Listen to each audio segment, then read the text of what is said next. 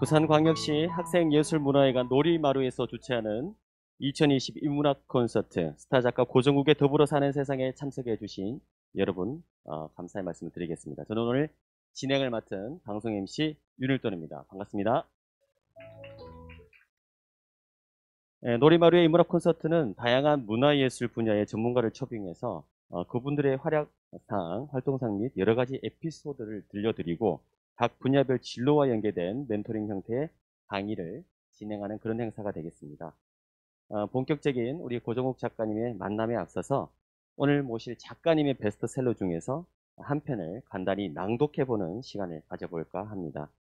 수많은 작가님 책 중에서 선택된 가방 들어주는 아이는 장애 때문에 아이들에게 따돌림을 받는 영택이와 그런 영택이의 가방을 들고 다닌다는 이유로 같이 놀림당하는 서구, 그 둘 사이에 벌어지는 크고 작은 사건과 그로 인한 서구의 갈등이 작품의 주된 축을 이루고 있는데요.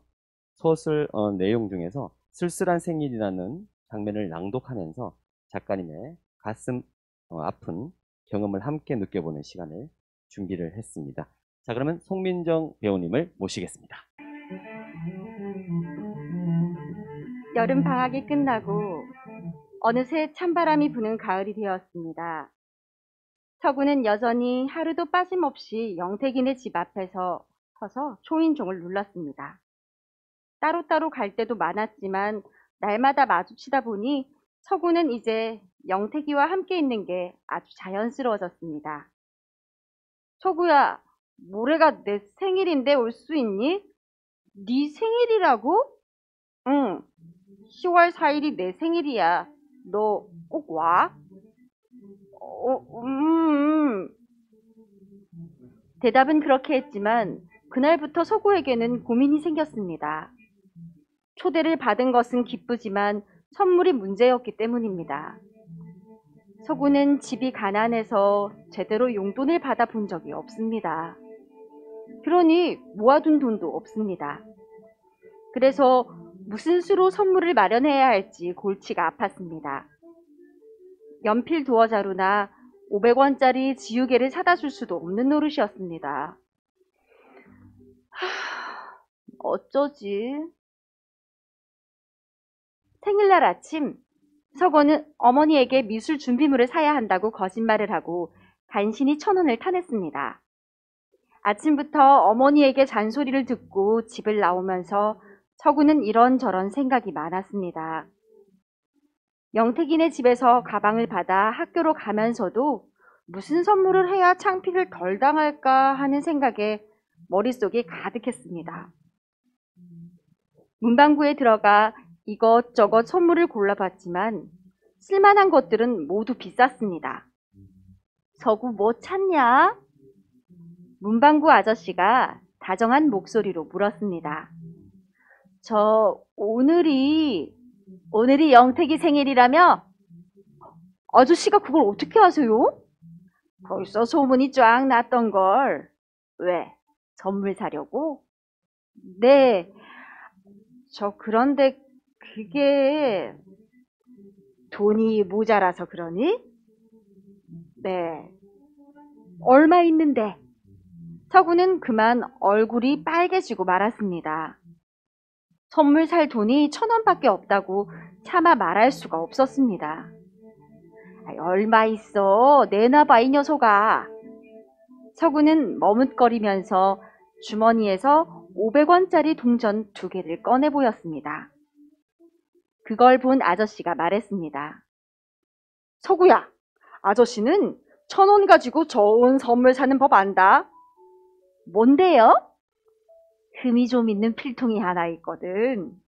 그런데요?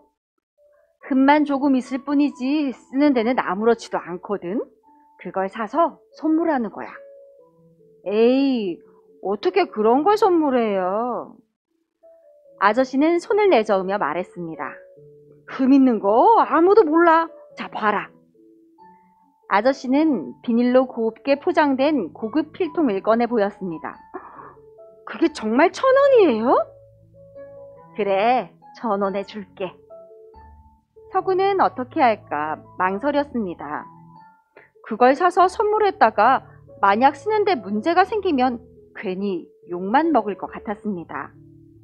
자, 어서 가지고 가. 아저씨는 빼앗듯이 서구 손에서 동전 2개를 낚아챘습니다. 그리고 흐뭇하게 웃으며 예쁜 포장지로 필통을 싸주었습니다. 필통을 받아든 서구는 그제야 마음이 조금 놓였습니다. 교실에 들어가자 아이들이 모두 영택이 생일잔치 이야기를 하고 있었습니다. 영택이 어머니가 반 아이들을 거의 다 초대했나 봅니다.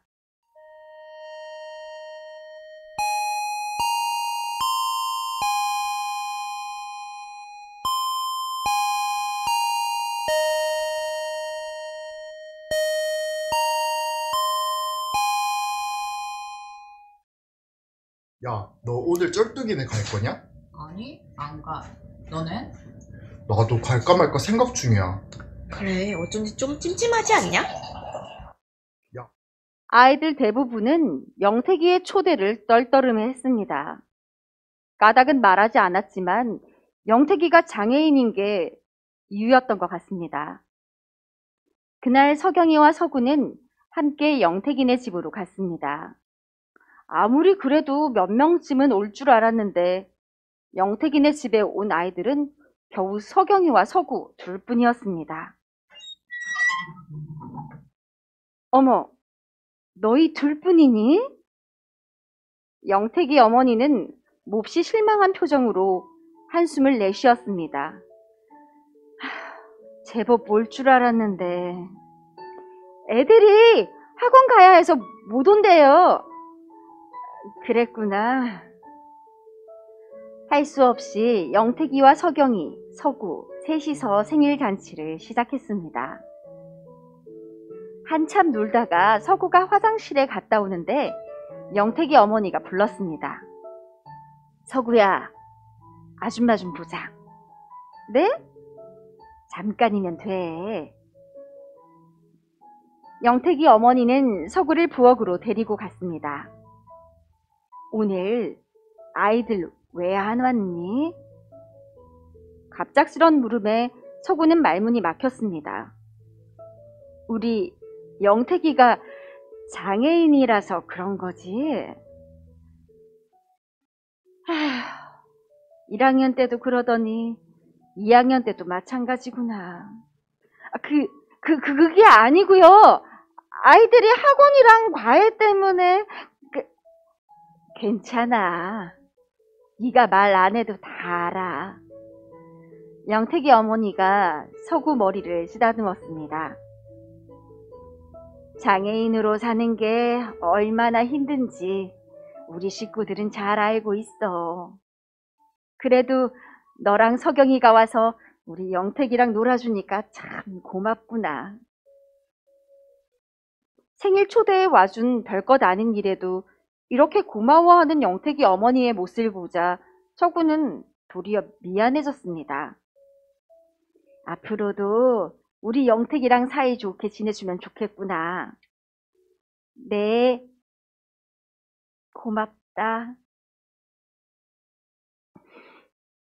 영택이 어머니 목소리에 눈물이 배어 있는 것 같았습니다. 아주머니는 눈물을 닦고 고개를 돌렸습니다. 그때였습니다.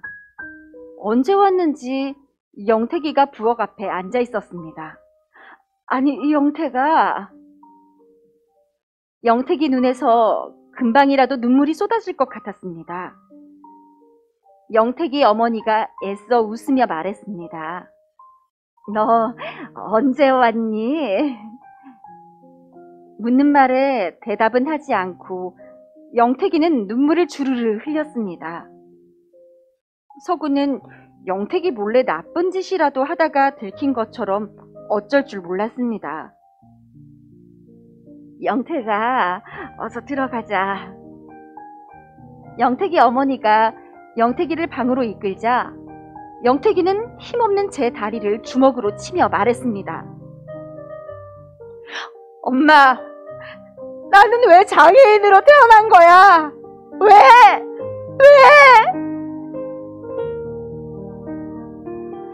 영택이가 울부짖자 영택이 어머니는 아무 말도 못하고 울기만 했습니다. 다른 애들은 생일이 기쁜 날이지만 난 싫어. 이렇게 힘들게 태어났는데 뭐가 기쁘다는 거야?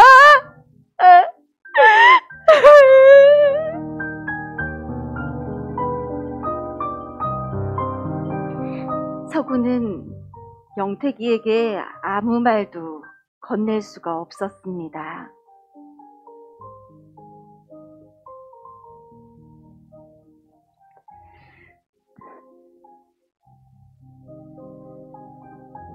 네, 우리 송민정 의원이 앞으로 좀 오실까요?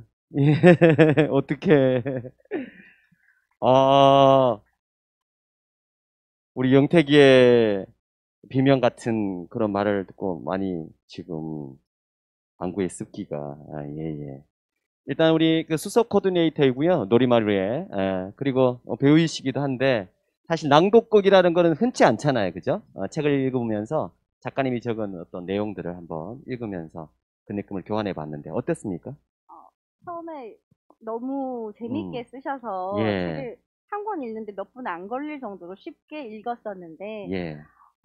다시 낭독을 할 거다 아니면 주인공의 마음을 생각하면서 읽으니까 마음에 깊이 생각하게 되는 부분들이 많아서 그렇죠. 안타까운 마음도 많이 들었었습니다. 네. 배우님이라서 평소에 이제 희곡을 많이 대할 텐데, 네. 그 희곡 읽는 느낌, 그 대본을 읽는 느낌하고 책을 이렇게 이제 네. 뭐랄까요, 본인이 상상을 하시면서 환경이나 뒤에 뭐 장면이나 이런 거 상상하면서 읽어보니까 또 다른 느낌이 있을 것 같아요. 네, 예. 다른 분들도 책을 읽으실 때 그냥 예. 글자로만 읽는 게 아니라 이 음. 안에 있는 내용들이나 이런 것들을 상상하면서 그래서 읽으시면 읽으면 훨씬 더 깊은 재미를 네. 느끼실 수 있을 거라고 맞습니다. 생각됩니다. 우리 네. 고정욱 작가님 지금 뒤에 계신데, 영택이의 네. 날 왜 그렇게 낳았어 하는 그 부분이 어떻게 또 지금 받아들이셨을까 굉장히 궁금하기도 한데, 자식을 낳아서 키워보는 어머님을 느낌으로서 영택이 어머님의 마음이 어땠을까요? 그 말을 들었을 때.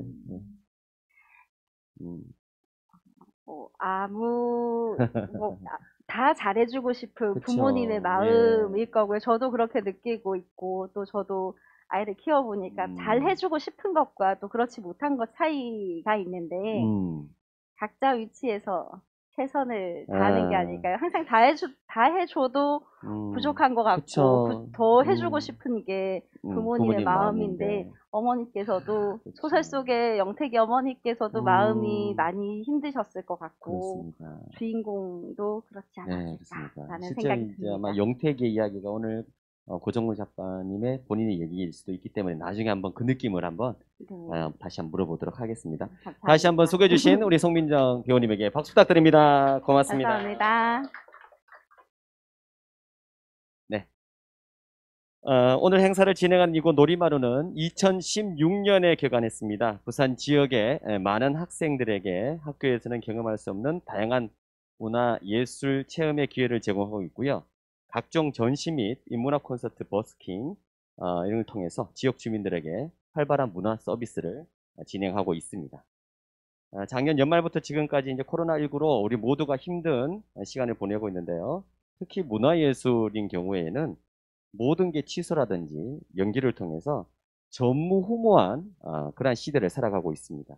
여러 활동들이 위축된 가운데 저희 놀이마루에서는 코로나19 상황을 극복하고자 다양한 시도들을 해오고 있는데요.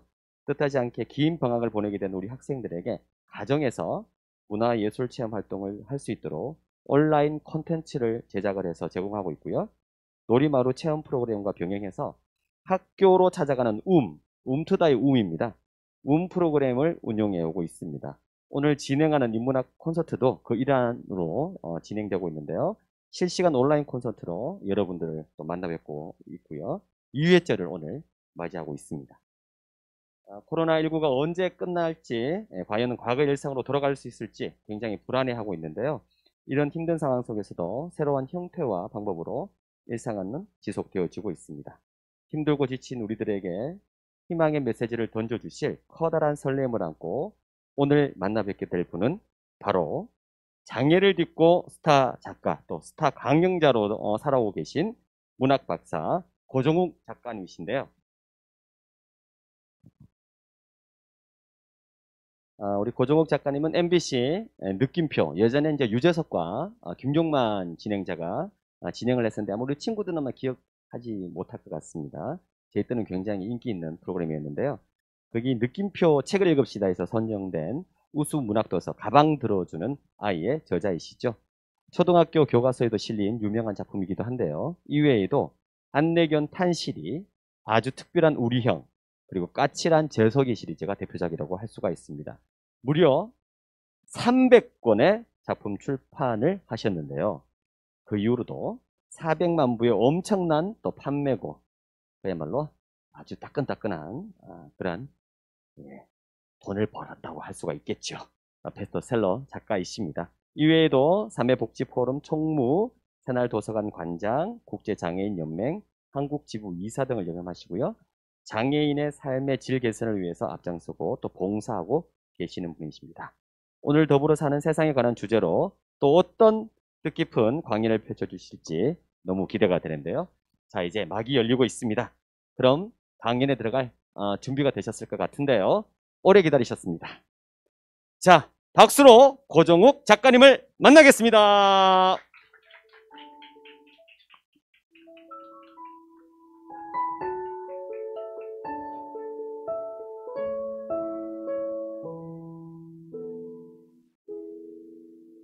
여러분 안녕하세요. 네, 고정욱입니다. 이곳 부산도 날씨가 참 쌀쌀하고 오늘 오는데 바람 좀 맞으면서 왔는데 와서 보니까 이렇게 많은 분들이 저를 환영해 주셔서 굉장히 보람이 있습니다. 보람이 있고 이렇게 또 스타 작가 고정욱의 더불어 사는 세상. 야, 이거 뭐 내 입으로 이거 쓰라고 한 건 아니에요. 그건 여기서 주최 측에서 해준 겁니다. 절대 오해가 없으시길 바라고요. 저를 아는 사람들은 제가 충분히 저런 걸 써달라고 말할 만한 뻔뻔한 인간이다 이렇게 생각하고 있을 텐데 절대 제가 스타 작가라고 제 입으로 말한 적은 없습니다. 하지만 뭐 기분은 좋네요. 자, 여러분 오늘 이렇게 놀이마루에서 제가 강연을 하게 돼서 대단한 영광이고요. 정말 잘해야 되겠다 생각을 하고 이 자리에 왔습니다. 오늘 저의 강연이 여러분들의 인생을 조금이라도 좀 나은 것으로 만들 수 있고 조금이라도 이 강연 듣기 전과 듣고 나서가 달라질 수 있다면 저는 뭐 더 이상 바랄 나위가 없죠. 그럼 이따 끝날 때 서울 올라가서 기분 좋게 오늘 주말을 맞이할 수 있을 것 같습니다. 여러분이 많이 마음을 열고 박수도 많이 치고 함성도 많이 쳐주시면 제가 이따가 선물로 준비해 온 게 있습니다. 뭐 선물 별거 아니에요. 제 전화번호예요. 아무나 알려주지 않습니다. 제 전화번호. 제 명함을 하나씩 드리도록 하겠습니다. 근데 이거 굉장히 인기 좋아요. 10장 모으면은 저 블랙핑크 한 장하고 바꿀 수 있습니다. 네, 꼭 많이 모아놓도록 하세요. 자, 저의 오늘 강연은 내용이 이겁니다. 이야, 제목 멋있죠? 다 같이 한번 외쳐볼까요? 더불어 사는 세상을 위하여. 네, 사실은 부제가 더 멋있어요. 부제는 뭐냐면 시작은 미약하나 끝은 창대해야 하는 이유. 근데 제가 바로 이 대표적인 예입니다. 시작이 미약했는데 끝이 창대해진 사람을 들어라. 그러면 아마 저일 거예요. 저에 대한 소개를 우리 또 유튜브를 들어오시거나 줌으로 들어오신 분들은 잘 모를 수 있으니까 뭐 요식행위로 한번 해보도록 하겠습니다. 이제 저는 이렇게 소개가 나가고 있고요. 작가 고정욱. 뭐 자잘한 글씨가 많이 있는데 그건 뭐 중요하지 않고요. 제일 중요한 건 제 옆에 있는 핸드폰 번호와 이메일 주소입니다. 이게 왜 중요하냐면 저는 신비주의를 주장하지 않습니다.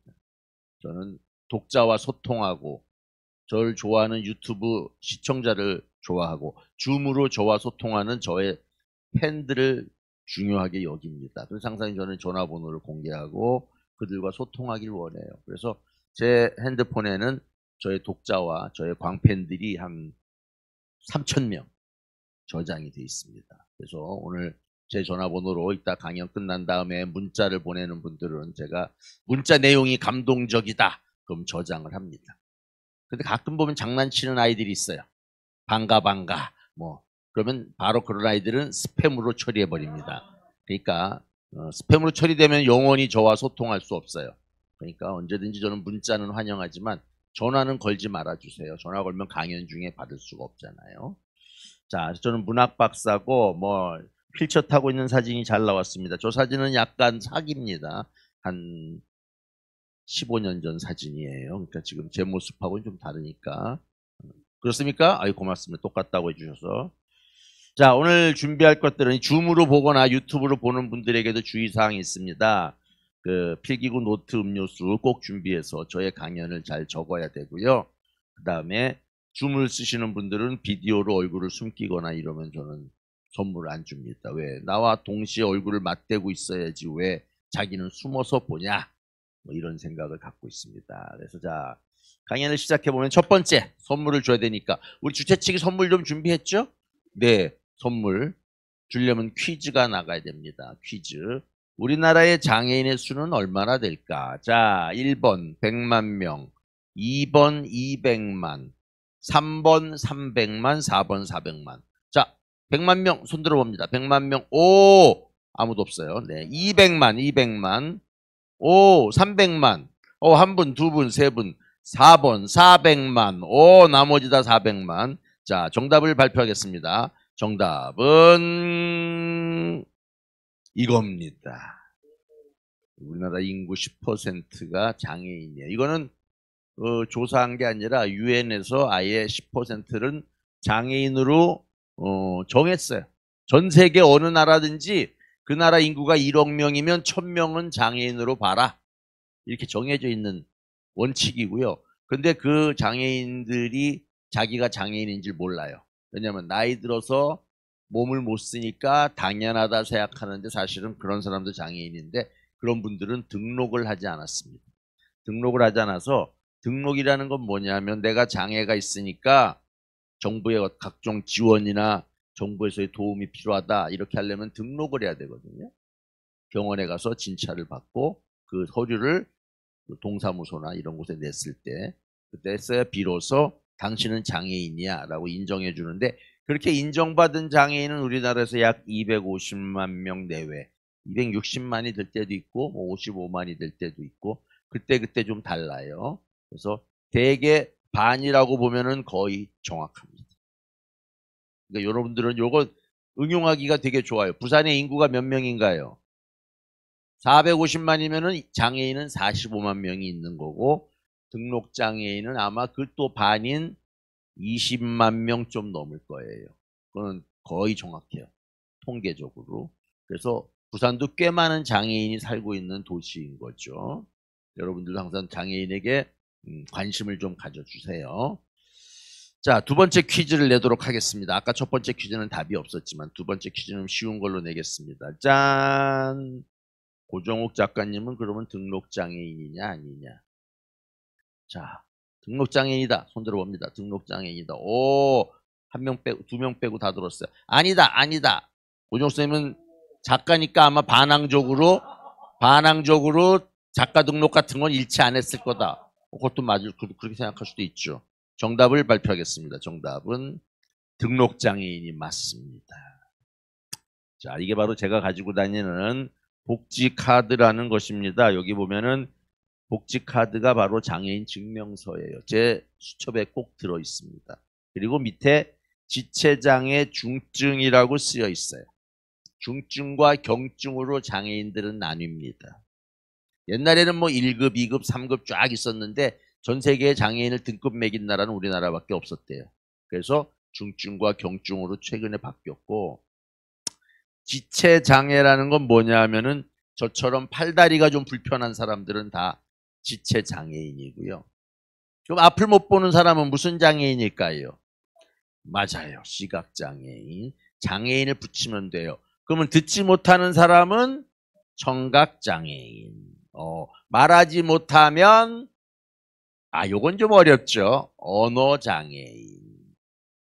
그 다음에 두뇌에 문제가 있으면은 지적장애인이거나 뭐 자폐성 장애인 이렇게 장애인의 종류가 여러 개가 있을 것 같지만 15가지가 있습니다. 15가지.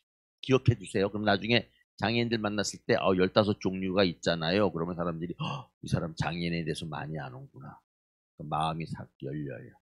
무슨 장애인이세요? 하면은 저는 지체예요. 시각이에요. 청각이에요. 이렇게 하면은 그 사람들이 이 사람은 장애에 대해서 굉장히 관심이 있는 사람이다. 그래서 친구가 될 수 있습니다. 자, 퀴즈 또 내도록 하겠습니다. 자, 퀴즈 그 유튜브 보시는 분들은 댓글로 답을 달아주시면 우리 그 주최 측 스텝에서 답을 멋있게 단 사람들은 아마 선물을 드릴 겁니다. 많이 올려주세요. 그리고 줌으로 보시는 분도 채팅창에 답을 올려주거나 의견 주시면 다 또 이겠다가 질문을 이따가 받도록 하겠습니다. 요즘 시대가 좋아져서 전 세계 어디서든지 저의 강연을 들으면서 저와 소통할 수 있습니다. 이런 걸 적극 활용할 줄 알아야 됩니다.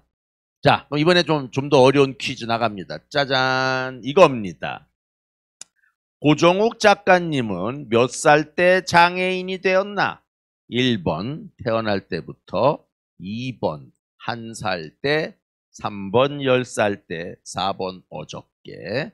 자, 어저께는 날로 먹는 거죠. 가끔 학교 가면 어저께라고 손드는 정신 나간 애들이 있어요. 네, 그런 애들도 저는 선물을 줍니다. 재밌잖아. 재밌는 애들은 선물 줘야 돼요. 자, 1번. 자, 여기 오신 이 100만 명의 관중들에게 물어보겠습니다. 1번, 태어날 때부터다. 손 들어봅니다. 아무도 없어요. 2번, 한 분. 2번, 1살 때다. 아니다. 3번, 10살 때다. 아니다. 4번, 어저께다. 네, 어저께 한 분 있군요. 네. 정답은, 1살 때.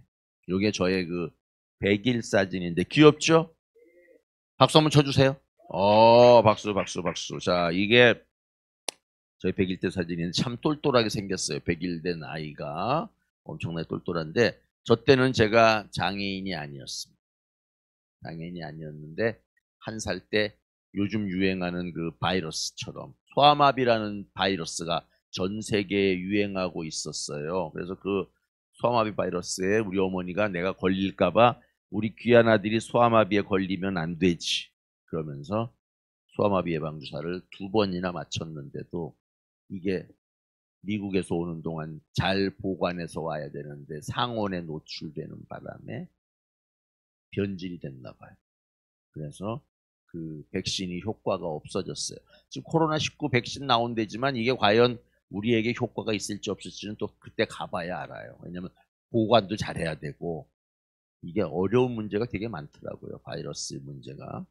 그래서 저는 우리 어머니 말에 의하면 1살 때 온몸에 열이 펄펄 나면서 정신을 잃길래 병원에 데려가려고 딱 세웠더니 이미 다리가 풀려서 흐느적 힘을 못 주더래요. 그래서 그때부터 저는 장애인이 된 거예요. 저희 어머니가 뭐 저를 고치려고 백방으로 돌아다녀 봤지만 이미 소아마비 바이러스가 침투해서 척수신경을 끊어버린 상태라서 연결이 될 수가 없어요. 지금도 못 고치는 병이에요.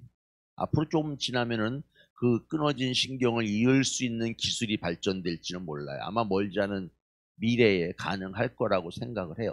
동물 같은 경우는 끊어졌던 신경을 이어서 다시 걷기도 하고 그런데요. 아직 사람한테는 못하고 있어요.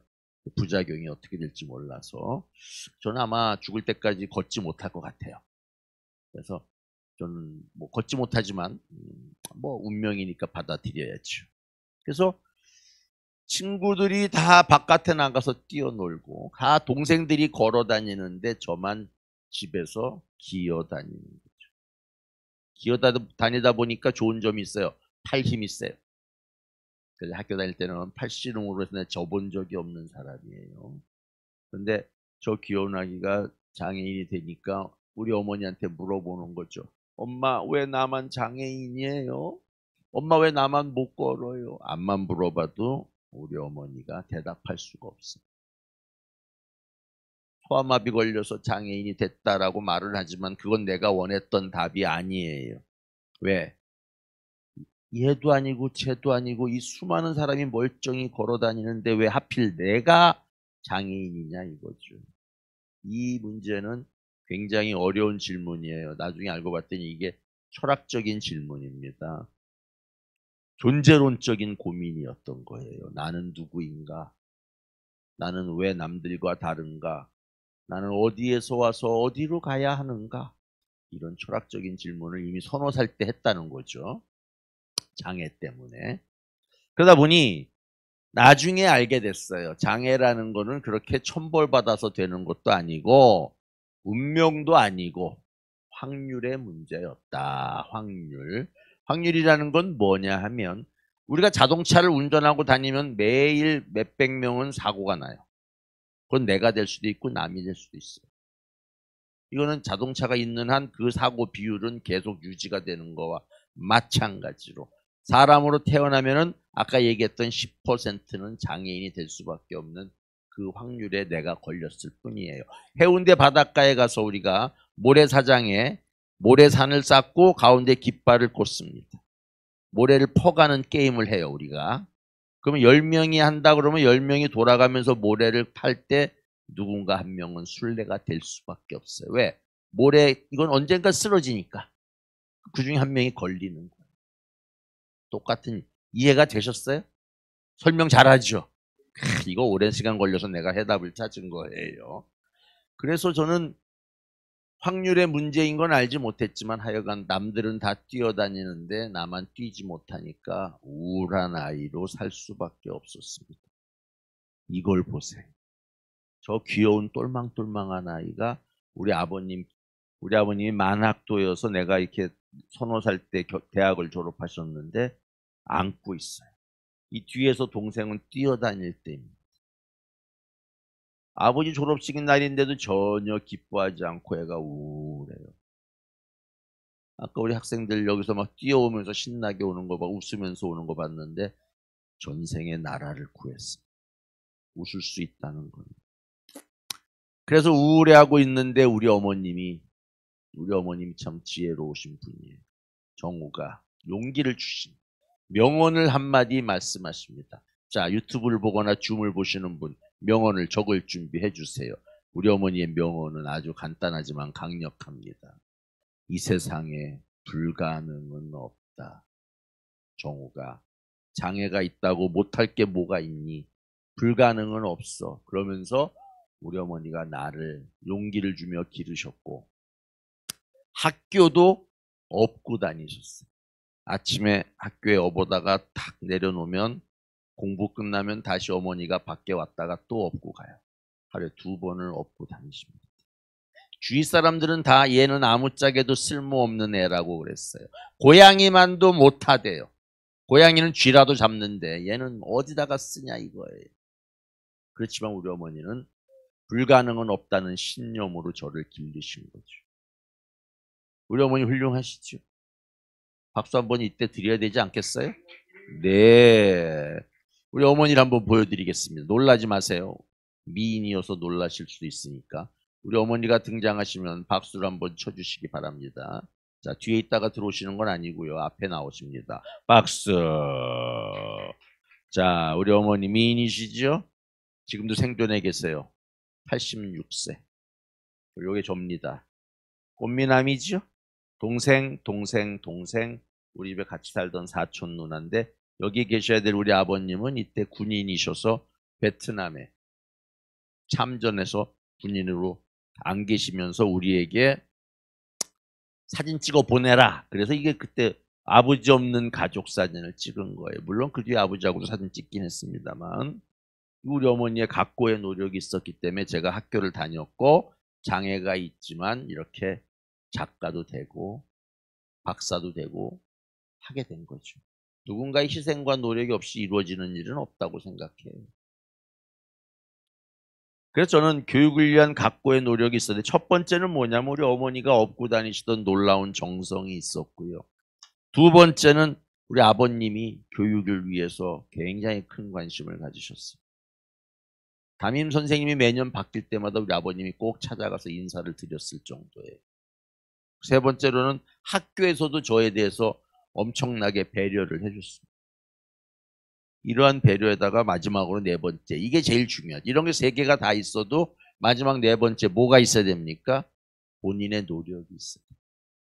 저는 다행히 어렸을 때 책을 많이 읽으면서 야, 나는 비록 무슨 일을 해야 될지, 어떤 꿈을 가져야 될지, 어떤 진로가 내 앞에 있을지는 모르겠지만 공부하는 거 열심히 하고 책 읽는 거 좋아하는 학생이 되자. 그래서 저는 책 읽는 걸 좋아하게 됐고 공부도 최선을 다해서 열심히 하게 됐습니다. 그래서 그러한 결과물들이 오늘날 저에게 이제 작가라는 그 명예를 주게 된 거고요. 아까 사회자님이 가방 들어주는 아이 소개를 하셨는데 그 작품이 저의 대표작이에요. 저의 대표작이고 가장 많이 팔린 책입니다. 근데 여기서 놀라운 사실은 그게 최고의 베스트셀러인데 그게 다 저의 체험에서 나온 거예요. 학교 다니면서 있었던 사건들이죠. 자, 이 베스트셀러 가방 들어주는 아이. 자, 이 책 표지를 보면 아마 낯이 익은 분들이 많을 거예요. 저 책은 뭐 워낙 많이 팔렸고 교과서에 실려 있으니까. 이 책의 뒤에 있는 아이가 영택이라는 목발 짚은 아이가 오고 있고 앞에는 서구라는 아이가 자기 가방은 어깨에 메고 옆에 있는 이 영택이 가방을 들고 가방을 2개 들고 오는 아이예요. 매일 학교를. 그러니까는 이제 그게 사건이 돼서 이야기가 벌어지는데 이게 놀라운 사실은 실화라는 거죠. 실화. 실화는 있었던 일이라는 거잖아요. 증거를 보여드리죠. 이게 바로 그 가방 들어주는 아이의 모델이었던 내 친구 김철환이라는 친구예요. 왼쪽에 보면 가방이 2개가 있습니다. 하나는 내 거고 하나는 저 김철환이 건데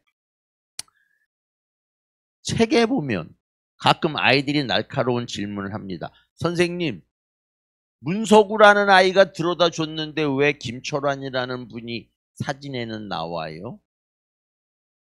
날카로운 질문이에요. 왜냐?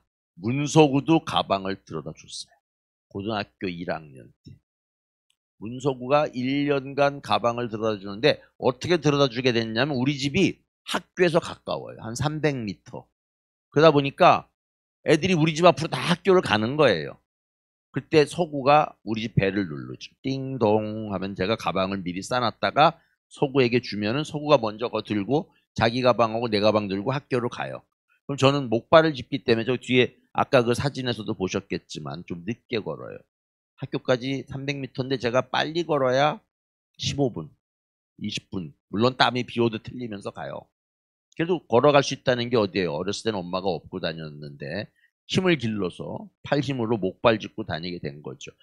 학교에 가보면 내가 내 책상 위에 서구가 딱 갖다 놓은 내 가방이 있는 거예요. 꺼내서 공부하고 끝나면 반대로 가방만 딱 싸놓으면은 서구가 자기 집 가는 길에 우리 집에다가 탁 놓고 버스 타고 자기 집 가요.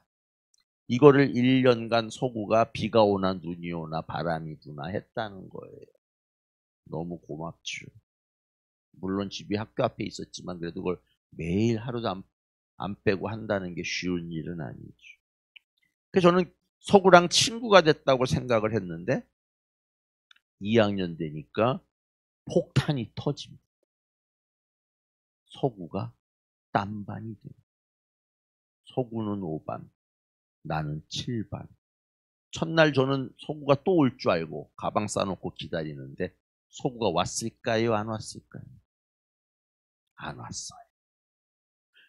그때 저는 굉장한 충격을 받습니다. 서구랑 나랑은 친구인 줄 알았는데 서구는 나를 의무, 책임으로 대했다.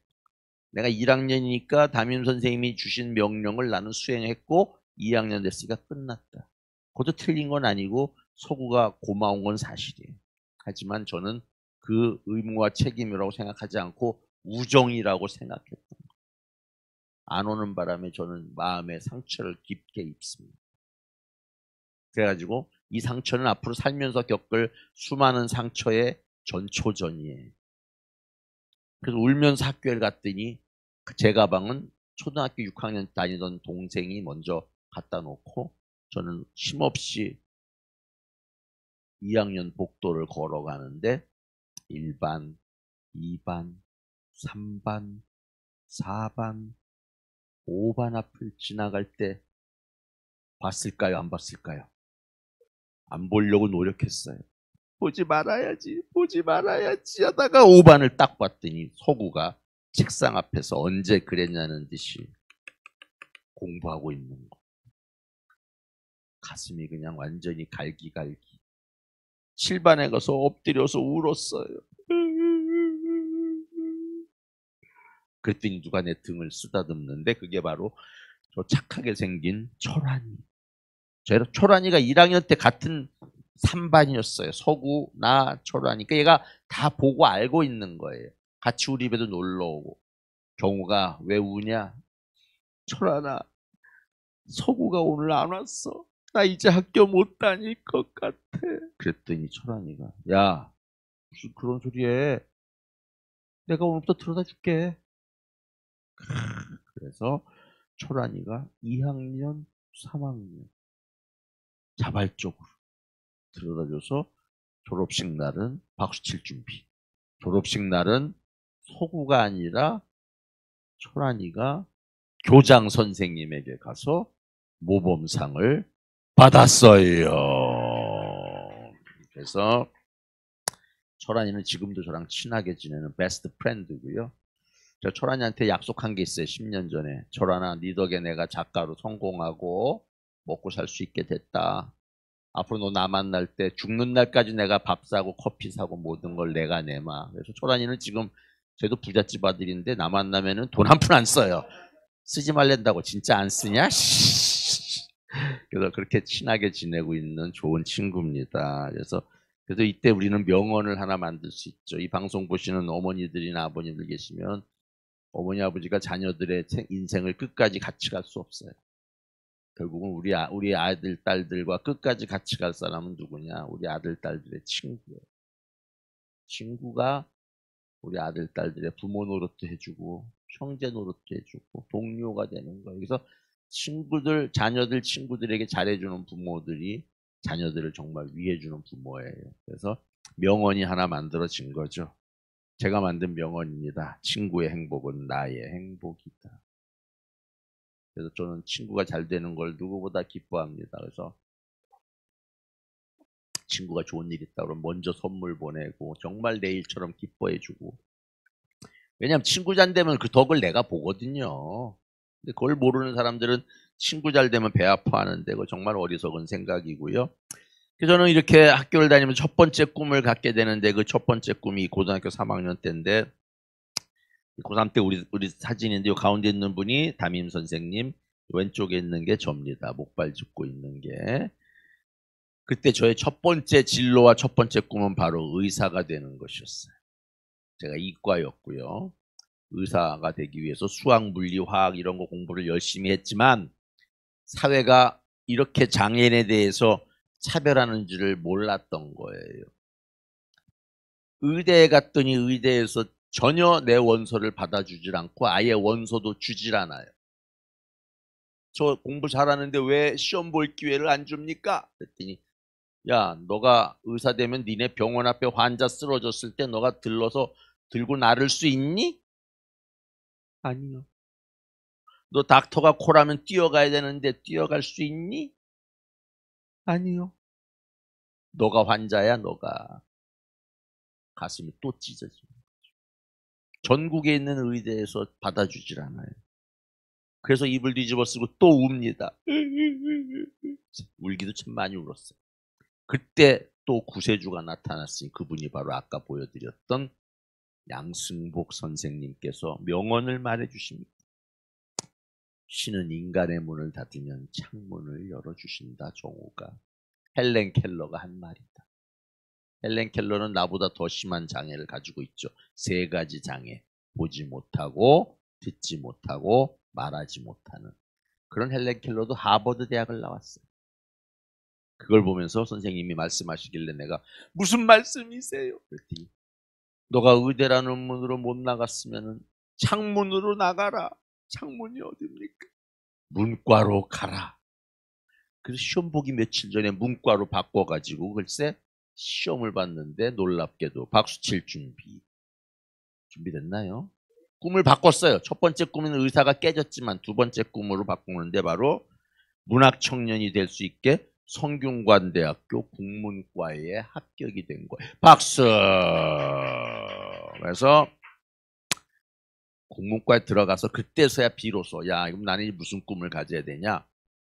방황하고 있는데 국문과에 와서 보니까 문학을 공부하고 작가가 될 수 있고 교수가 될 수 있는 거예요.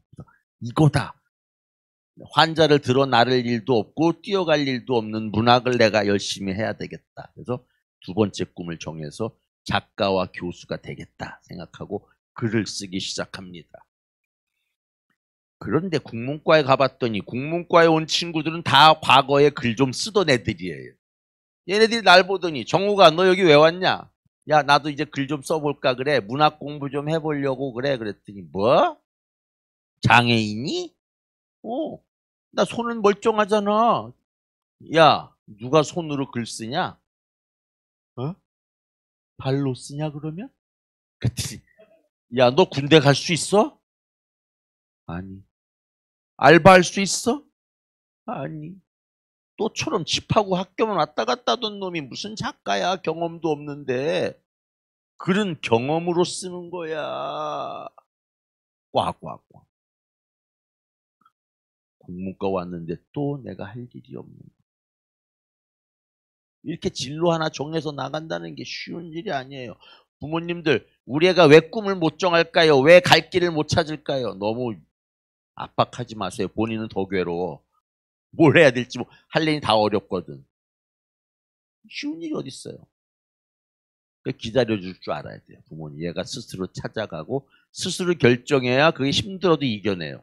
누가 시켜서 하는 건 힘들면 이거 봐 힘들잖아 이렇게 숨어버릴 수가 있어요. 저는 근데 우리 부모님이 하나도 널 뭐 해라라고 말한 적이 없어요. 아마 지금 생각해보니까 나를 그게 좀 기다려준 거라고 생각했는데 지금 생각해보니까 부모님도 대책이 없어서 가만히 계셨던 것 같아. 그래가지고 애들이 그렇게 나를 작가가 못 된다고 그러니까는 이불 덮어 쓰고 또 울다가 갑자기 가슴 속에서 오기가 발동해요. 가만히 있어보자 이놈들아. 너희들만 그렇게 잘났냐? 장애인인 나는 그럼 경험도 없는 사람이냐? 장애인으로 사는 건 경험이에요? 아니에요? 대단히 희귀한 경험이죠. 나는 이걸로 언젠가 글을 쓰겠다. 그때 딱 결심하고 소설을 쓰기 시작합니다. 한 달에 한 편씩 쓰는 거야. 계속 연습으로. 쓰다가 또 중간중간에 성대신문사에다가 탁 내봐요. 자, 내 소설이에요. 그러면은 결과는 예선 탈락. 그 다음에 또 내요. 또 예선 탈락. 그 다음에 또 내요. 또 예선 탈락. 그래도 한 번도 좌절하지 않습니다. 웃어요. 하하하. 언젠간 되겠지. 나는 글 쓴 지 이제 몇 년 안 됐는데 뭐. 그러면서 그때부터 포기하지 않는 근성이 생겨서 마침내 4학년 때 박수 칠 준비해 주세요. 4학년 때 소설을 냈더니 놀랍게도 당선이 됐어요. 그래서 이게 목발 짚은 학생이 4학년 때 총장님에게 가서 목발 짚고 가서 상장을 딱 받는데 이때 통쾌한 게 뭔지 알아요? 글 쓴다고 폼 잡던 그 친구들, 그 잘 쓴다고 하던 놈들은 한 놈도 이상을 못 받았어요. 저만 받았어요. 이때 상금도 많았어요. 30만 원. 1980년대 초반에 등록금이 한 40만 원 할 때 큰 돈 받아서 친구들 다 나를 비웃었던 아이들에게 기쁜 마음으로 밥 사주고 술 사주고 커피 사줬어요. 잘했죠? 이럴 때 쓰는 말이 시작은 미약하나 끝은 창대하다. 그래서 드디어 제가 이제 공부를 하다 보니까 문학의 재미를 들여서 두 번째 꿈을 결정합니다. 바로 교수가 돼야 되겠다. 그래서 공부를 계속해요. 초등학교, 중학교, 고등학교, 대학교, 석사과정, 박사과정, 논문까지 써가지고 무려 24년을 공부합니다. 그래서 이 나이가 제가 32살 때인데 마침내 박사학위를 받았죠. 그래서 앞으로 날 부를 때는 고 박사님이라고 불러야 됩니다. 다 같이 한번 불러보겠습니다. 시작. 오냐. 그래서 박사가 돼서 이제 다니는데 이 꿈은 잘 이어졌을까요? 또 폭탄을 맞았을까요? 맞아요. 우리 사회가 그렇게 장애인이 함부로 교수 될 수 있도록 만만한 데가 아니야. 장애인뿐만 아니라 일반인들도 마찬가지예요. 뭘 하나 이루려면 절대 쉽지가 않아요. 교수의 꿈이 좌절됐어. 한 10개 대학교에다가 계속 원서를 넣었는데 뭐라고 하느냐. 우리 학교에는 장애인 시설이 없네. 우리 학교는 자네 같지 않은 건강한 교수가 필요하네. 우리 학교는 미안하지만 엘리베이터가 없네. 그래가지고 자기들이 잘못해놓고 날 떨어뜨리는 거예요. 나는 맨 처음엔 대학을 원망하고 그 떨어뜨린 총장님과 이사장님을 미워했는데 가만 생각해 보니까 그거는 그들이 잘못이 아니라 우리 사회가 인식이 부족한 거예요. 장애인이 오면은 장애인 시설이 없으니까 빨리 만들겠네. 그 다음에 우리 학교는 건강한 교수가 아니라 자네는 영혼이 건강하니까 뽑겠네. 그리고 우리 학교에 엘리베이터가 없네. 미안하네. 당장 공사 시작하겠네. 이렇게 나가야 이게 건강한 사회거든요. 없으니까 넌 오지 마. 필요 없어. 이렇게 돼. 그렇게 되면은 돈 못 버는 아빠들은 엄마들이 나는 돈 잘 버는 남편이 필요하네 하고 다 이혼해야 돼? 공부 못하는 아이들은 나는 공부 잘하는 아들이 필요하네. 넌 오늘부터 나가서 집에 오지 마.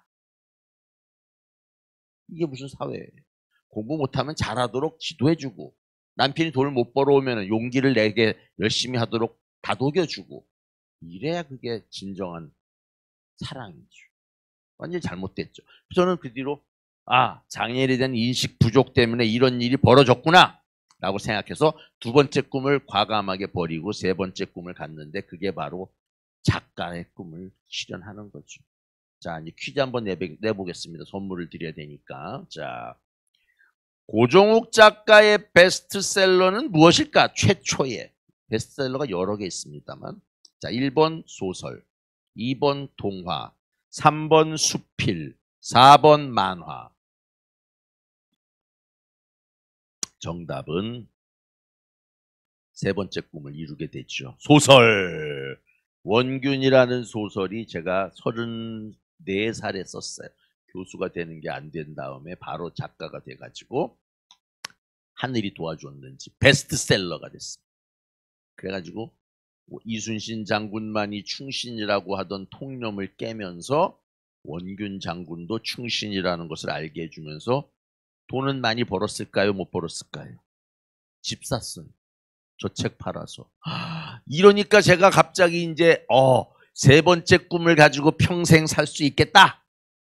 드디어 내가 갈 길을 정했다. 나의 진로는 소설가다 라고 정한 거죠. 그래가지고 그 뒤로 계속 글을 써나갑니다. 뭐 직업이 작가예요. 30살부터 책을 쓰기 시작해서 지금 제가 며칠 전에 11월 초에 제가 생일을 맞이해서 제가 환갑이 됐습니다. 지금 60이 넘었어요. 만 60이 넘었는데 지금까지 책을 몇 권 발간했나 퀴즈를 한번 내보겠습니다. 이겁니다. 지금까지 몇 권을 발간했나. 1번 100권, 2번 200권, 3번 300권, 4번 400권. 정답은 300권. 박수 안 나오나요? 좋아요, 좋아요. 이거는 한 150권 정도밖에 안 되는 한 10년 전에 찍은 사진이고요. 지금은 300권. 우리나라에서 1등이에요. 제가 당당하게 내 입으로 말합니다. 왜? 사실이니까. 300권 쓴 사람이 어디 있어요? 300권 읽은 사람도 별로 없어요. 300권 읽은 사람 손 들어봐요. 없잖아. 이 앞에 있는 너무 크게 웃는다 너. 남의 얘기 같지 않나 봐.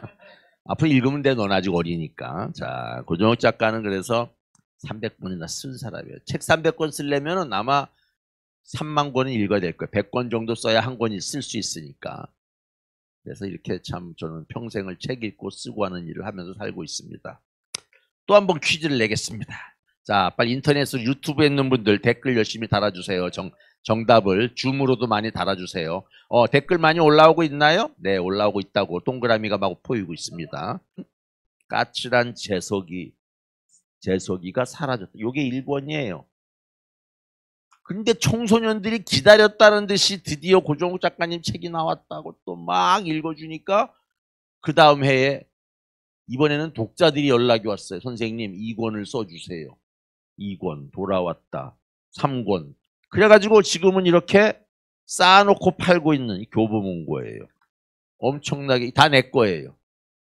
이렇게 엄청난 사랑을 받고 있는 작가가 돼버린 거예요. 거기 그뿐이에요.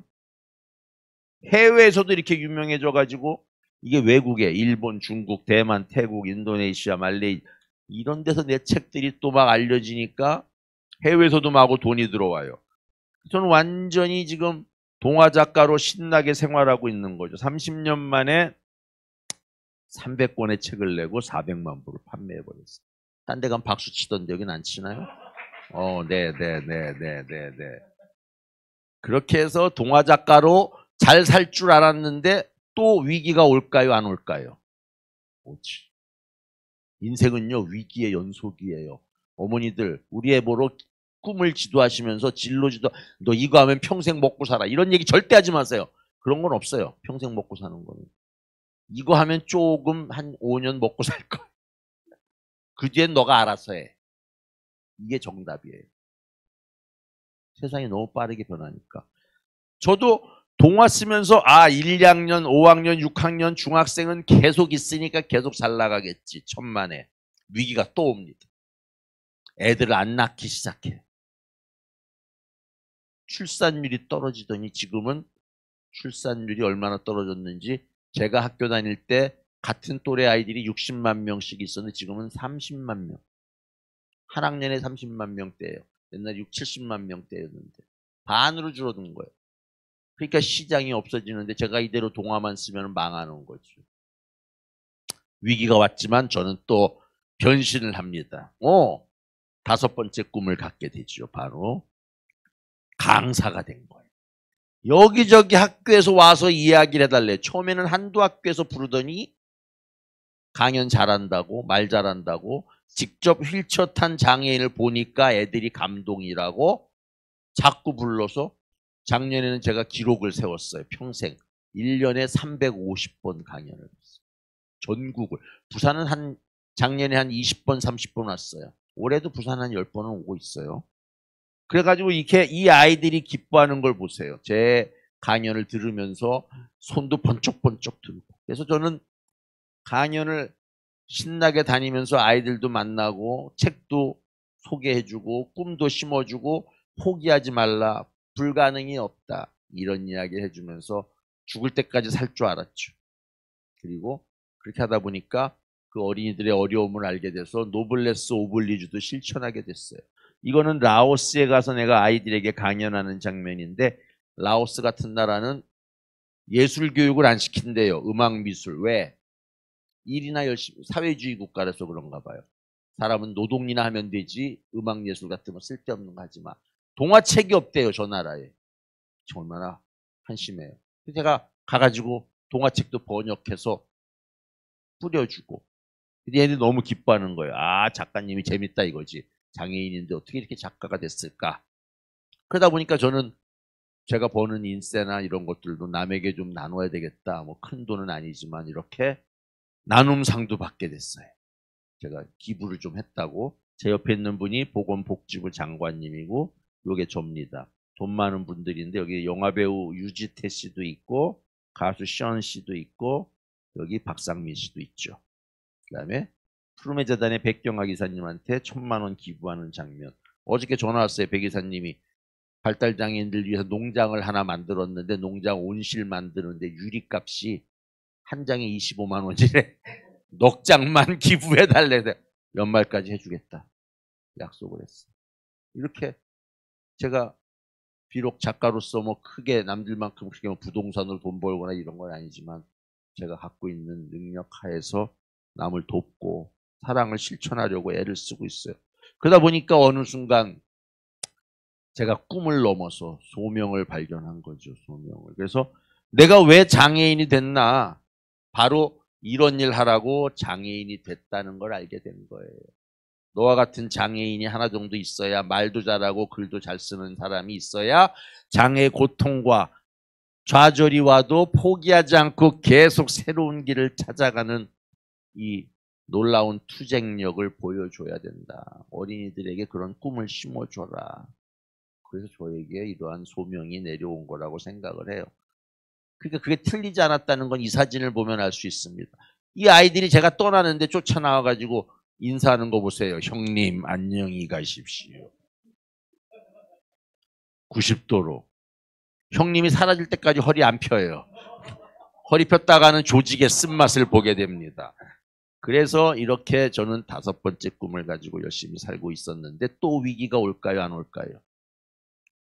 위기는 맨날 와. 내년에도 올 거고 우리 자녀들 죽을 때까지 위기는 오게 돼 있고요. 엄마들도 죽을 때까지 오게 돼 있어요. 위기를 피하려고 하지 마. 이제는 그냥 위기 왜 안 오지? 기다려지는데 이래야 마음이 편해.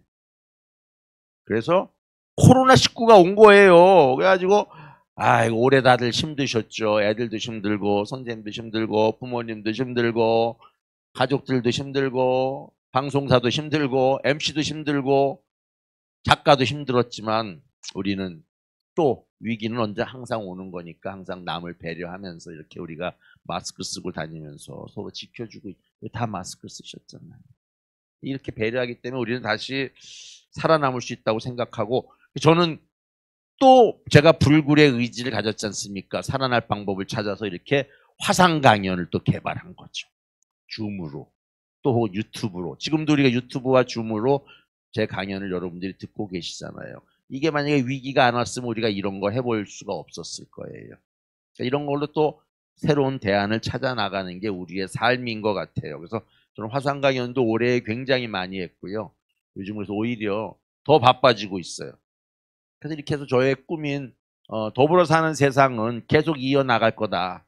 내가 계속 사람들에게 알리면서 홍보하면서 죽는 날까지 작가 생활하면서 어린이들과 장애인들과 청소년에게 좋은 영향력을 주겠다. 선한 영향력. 그래서 여기까지 온 것은 바로 사람들이 나를 배려해 줘서 올 수 있었고요. 앞으로도 더 소임을 다하면서 꿈을 이루기 위해 노력할 겁니다. 이 방송 듣는 어린이 청소년들도 다 이 땅에 온 게 소명이 있어요. 왜 온난 쓸데없이 온 게 아니야. 쓸데없이 태어난 사람은 아무도 없어요. 다 이유가 있고 목적이 있습니다. 저 같은 장애인도 아무짝에 쓸모없다고 그런 고정욱이도 이렇게 사회에 이익을 주려고 애쓰고 있잖아요. 우리 자녀들, 우리 아들, 딸들, 우리 남편, 우리 아내 다 소명을 가지고 온 사람들이고 함께 살아야 됩니다. 더불어서 배려하고 노력하고 이겨낼 수 있게 되는 거죠. 그래서 저는 마지막 명언을 드립니다. 자, 끝날 때까지 끝난 게 아니다. 내가 빼왔어요. 좋은 건 빼와야 돼.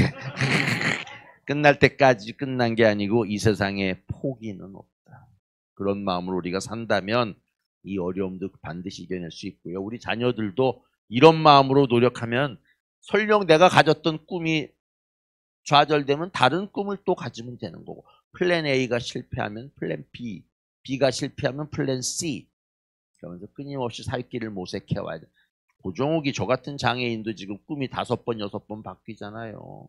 지금 저는 마지막 꿈을 정해놨어요. 마지막 꿈은 뭐냐면은 글쓰기를 가르치는 원로 작가가 돼서 저의 노하우를 우리 제자들과 젊은이들과 혹은 글쓰고 싶어하는 작가 지망생이나 회사원들이나 뭐 누구든지 책을 내거나 글쓰고 싶은 사람을 가르치면서 후학을 양성하다가 죽어야 되겠다. 이렇게 꿈을 정해. 꿈이 한 6번, 7번 바뀌는 거죠. 이 짧은 인생에. 그러니까 진로는 하나 정했다고 글로 꼭 가는 게 아닙니다. 가다가 막히면 돌아가고 그럼 돌아가면 더 멋있는 게 있을 수도 있어요. 그게 운명이에요.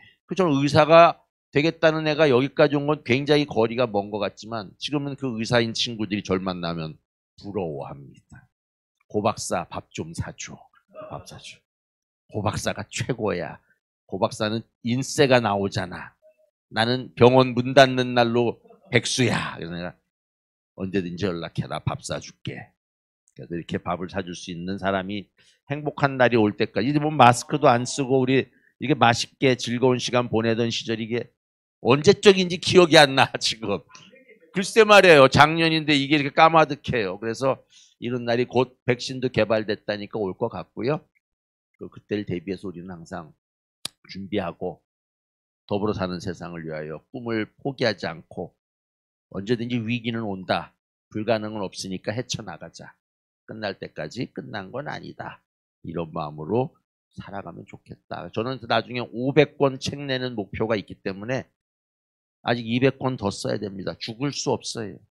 500권 써야 되고 저의 마지막 꿈인 노벨 문학상도 받아야 됩니다. 그래서 저는 이대로 죽을 수는 없다는 거. 그래서 여러분들에게 저의 메시지 더불어 사는 세상을 같이 만들어 달라. 포기하지 말고 다 같이 노력하자. 이런 메시지를 전하면서 강연을 모두 마칠 생각입니다. 여러분 고맙습니다. 네. 아, 너무나 멋진 우리 고종국 박사님의 강연이셨습니다. 다시 한 번 더 큰 박수로 우리 화답하겠습니다. 아, 그리고 이제 줌이 감사합니다. 들어왔네요. 자리를 조금 정돈을 하고 네. 다시 한 번 더 우리 줌에서 만나시는 분들하고 그때 현장에서 만나는 패널 분들 만나보도록 하겠습니다. 잠시 자리 정돈을 좀 하겠습니다. 제가 이제 고종국 작가님하고는 두 번째 만남인데 첫 번째 만남에서도 굉장히 신선한 충격을 주셨는데 오늘도 강연 너무 좋았어요. 개인적으로 진짜 제가 할 수만 있다면 이제 마스크 벗기고 뽀뽀하고 싶은 마음으로 진짜 너무 멋지신 분이시고 그리고 아까 그 마지막 꿈이 원로 작가라고 말씀하셨잖아요. 그 꿈은 이루시기가 힘드실 것 같아요. 왜냐하면 왜요? 선생님은 늙지가 않아요. 원로라는 말이 어울리지가 않아요. 네, 모자 벗으면 바로 원로 돼요. 아 진짜? 그럼 계속 쓰고 계시는 걸로. 그래요? 그래서 쓰겠어요. 제가 이제 중학교 그 북콘서트에 이제 사회자로 가면서 선생님은 개인적으로 만났어요. 그런데 너무 신선하시고 너무 젊고 너무 영하시고 우리가 사실 선생님 제가 프로필을 봤는데 분명히 환갑을 넘으신 분인데 네. 아이들을 대하는 뭐랄까 진행하는 방식이나 아이들 대하는 태도가 너무 젊으셔가지고 깜짝 놀랐어요. 그래서 이런 분이 계시네 하고 봤는데 선생님의 걸어오시는 길, 삶을 살아오시는 길이 선생님을 하여금 더 멋지신 분으로 점점 만들어 가시는 아유 과찬이시고요. 생각해보면 애들 만나면 저도 애가 되는 것 같아요. 그러니까요. 그게 난 너무 좋아요. 진짜로. 환갑 넘은 네. 노인이 애들의 길을 받는 사람이 몇 명이나 있겠어요. 그러니까요. 난 그게 좀 축복이다 생각합니다. 선생님이 보여주신 삶 자체가 마치 책을 대하는 듯한 느낌이 들어서 오늘 고맙습니다. 너무 좋은데 네.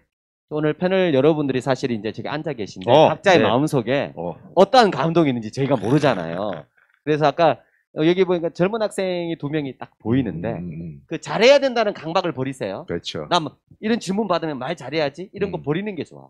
그래야지 솔직한 마음이 나오니까 우리 마이크를 좀 주시고 우리 오신 패널 중에서 앞에 있는 우리 남자친구부터 오늘 선생님의 강연을 듣고 느낌이 어땠는지 뭐 길게 말 안 해도 돼요. 좋았어요 라고 말해도 괜찮아요. 우리 그 속에 담겨있는 뜻을 알고 있기 때문에 오늘 선생님의 강연 어땠습니까? 굉장히 감동적이었고 그렇죠. 네. 앞으로 이 책 많이 읽어야겠다는 생각. 선생님 책 읽으려면은 앞으로 한 얼마 정도 걸릴까요? 지금 이제 300권 쓰셨거든요. 앞으로 이제 선생님 500권 목표를 하고 계신데 다 읽으려면 인생 바쳐야겠네요.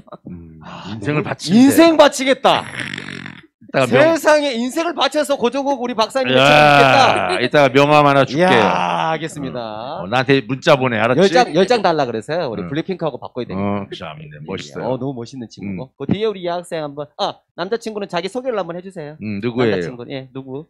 저는 동래구에서 살고 있는 김성민이라고 합니다. 성민이, 그럼 몇 학년이죠? 4학년이요. 4학년, 초등학교 4학년. 성민이. 무슨 성자에 무슨 민자인지 알죠? 김에 김. 김이 김이고, 성은? 성은. 유를성? 성인 성자. 성인 성자에? 민자는? 옥돌 민자요. 이야, 진짜 아름다운 이름이다. 할아버지께서 지셨어요? 저희 친척께서 지은 것 같아요.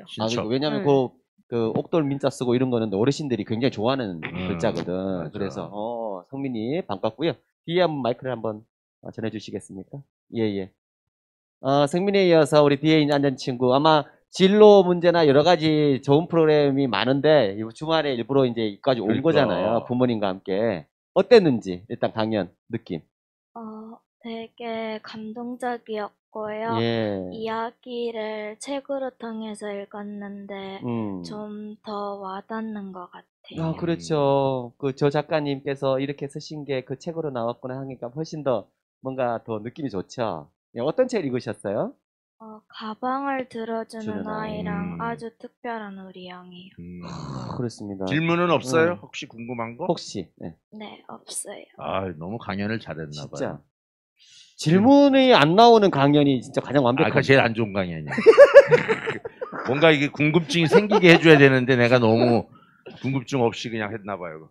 뭐 한 아무거라도 뭐 생각해놔 이따 물어봐요. 그러니까, 나중에 조금 있다가 네. 질문할 기회를 드릴 테니까. 질문한 사람 예. 특별 서비스로 선물 좀 줄 예, 테니까. 예, 알겠습니다. 그리고 우리 뒤쪽에 한번 모니터를 보시면 어머나, 안녕하세요. 야, 이렇게 줌에 안녕하세요. 많은 분들이 함께하고 있습니다. 반갑습니다. 안녕하세요. 예, 우리 이름을 한 명 한 명 호명을 한번 해보도록 하겠습니다. 네. 자, 김태희님 반갑습니다. 안녕하세요. 지금 텀블러로 물 마시고 계신 왜 분이고요. 하필이면 김미정님 안녕하세요. 김미정님은 그 승리의 빅토리를 옷을 지금 V자, 예, 빅토리를 영상 선생님의 삶은 승리의 삶입니다. 빅토리. 좋습니다. 그리고 안하영님, 안하영, 예예예, 예, 안님 반갑고요. 그리고 옆에는 노경덕님. 혹시 개인적으로 아시는 분이 있어요? 아니 많이 있죠. 여기 밑에 다 계시네요. 하정화 선생님도 있고, 하정화 선생님, 김원배 선생님도 계시고. 예예예. 저기 평소 또- 선생님의 팬이시구나. 아니 뭐 친구들이죠. 이수경 시인도 계시고. 예예예. 다들 좋아하는. 김시연님, 신하영님, 송유성님, 어. 김상재님, 줌 사용자님은 그냥 이름 줌 사용자라고 그냥. 네, 줌 사용, 얘기하면 줌씨. 되고. 네. 박성훈님, 신재우님, 박수현님, 안보라님, 이수경 시인님, 안 보라도 아는 네, 친구고 많이 왔네요. 서정윤님, 하정아님, 희망 강사님. 희망 강사님은 어떤 저분이야말로 진로 장애인 인식 개선 이런 거 하시는 분이고. 하시는 분이에요? 다음에 부산에 한번 부르시고 김원배 선생님도 한번 네. 부르시면은 아주 잘하실 분이고. 아. 정원석 박사 가수는 또 저와 같은 장애인 동료 오! 가수인데 박사고 뭐 이런 아, 사람들 다 그러세요? 들어왔네요. 노래도 하시고. 네. 알겠습니다. 나중에 같이 와서 공연하라고 할 거예요. 진짜로? 아니, 그러면 우리 내년에 조금 한번 있다가 보시죠. 예. 우리 그 노래를 한번 네. 들어보는 걸로. 그럴까요? 짧게지만. 도망갔는데 한번- 안 보이는데 갑자기. 나가셨어요? 글쎄 말이에요. 우리 아까 그 박사 가수님 한번 살짝 한번 예. 붙여주시겠습니까? 일단 우리 박사 줌에 가수 없어졌나 봐요. 들어올 수 있는 분이 한계가 있으신 것 같아요. 좋아요. 살짝 나가셔서 좋아요. 인사만 하고. 반갑습니다. 예, 알겠습니다. 어쨌든 아유. 반갑고요. 우리 다 같이 한번 손을 흔들어서 한번 환영해 주실까요? 예, 반갑습니다. 네. 예, 채- 반갑습니다. 채팅에 질문이 많이 들어왔나 봐. 이따가 좋은 거 좀 골라주세요.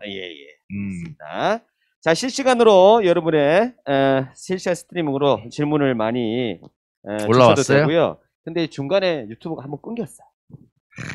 야, 이게 좀 시대가 이런데 소송 걸어야 되는 거 선생님 아니에요? 위기가 온다고 그랬는데 요 시간에도 위기가 왔어요. 근데 줌이 있어서 그나마. 네, 그러니까. 줌으로. 근데 잘 극복을 해가지고 지금은 또 잘 나오고 있습니다. 좋습니다. 자, 네.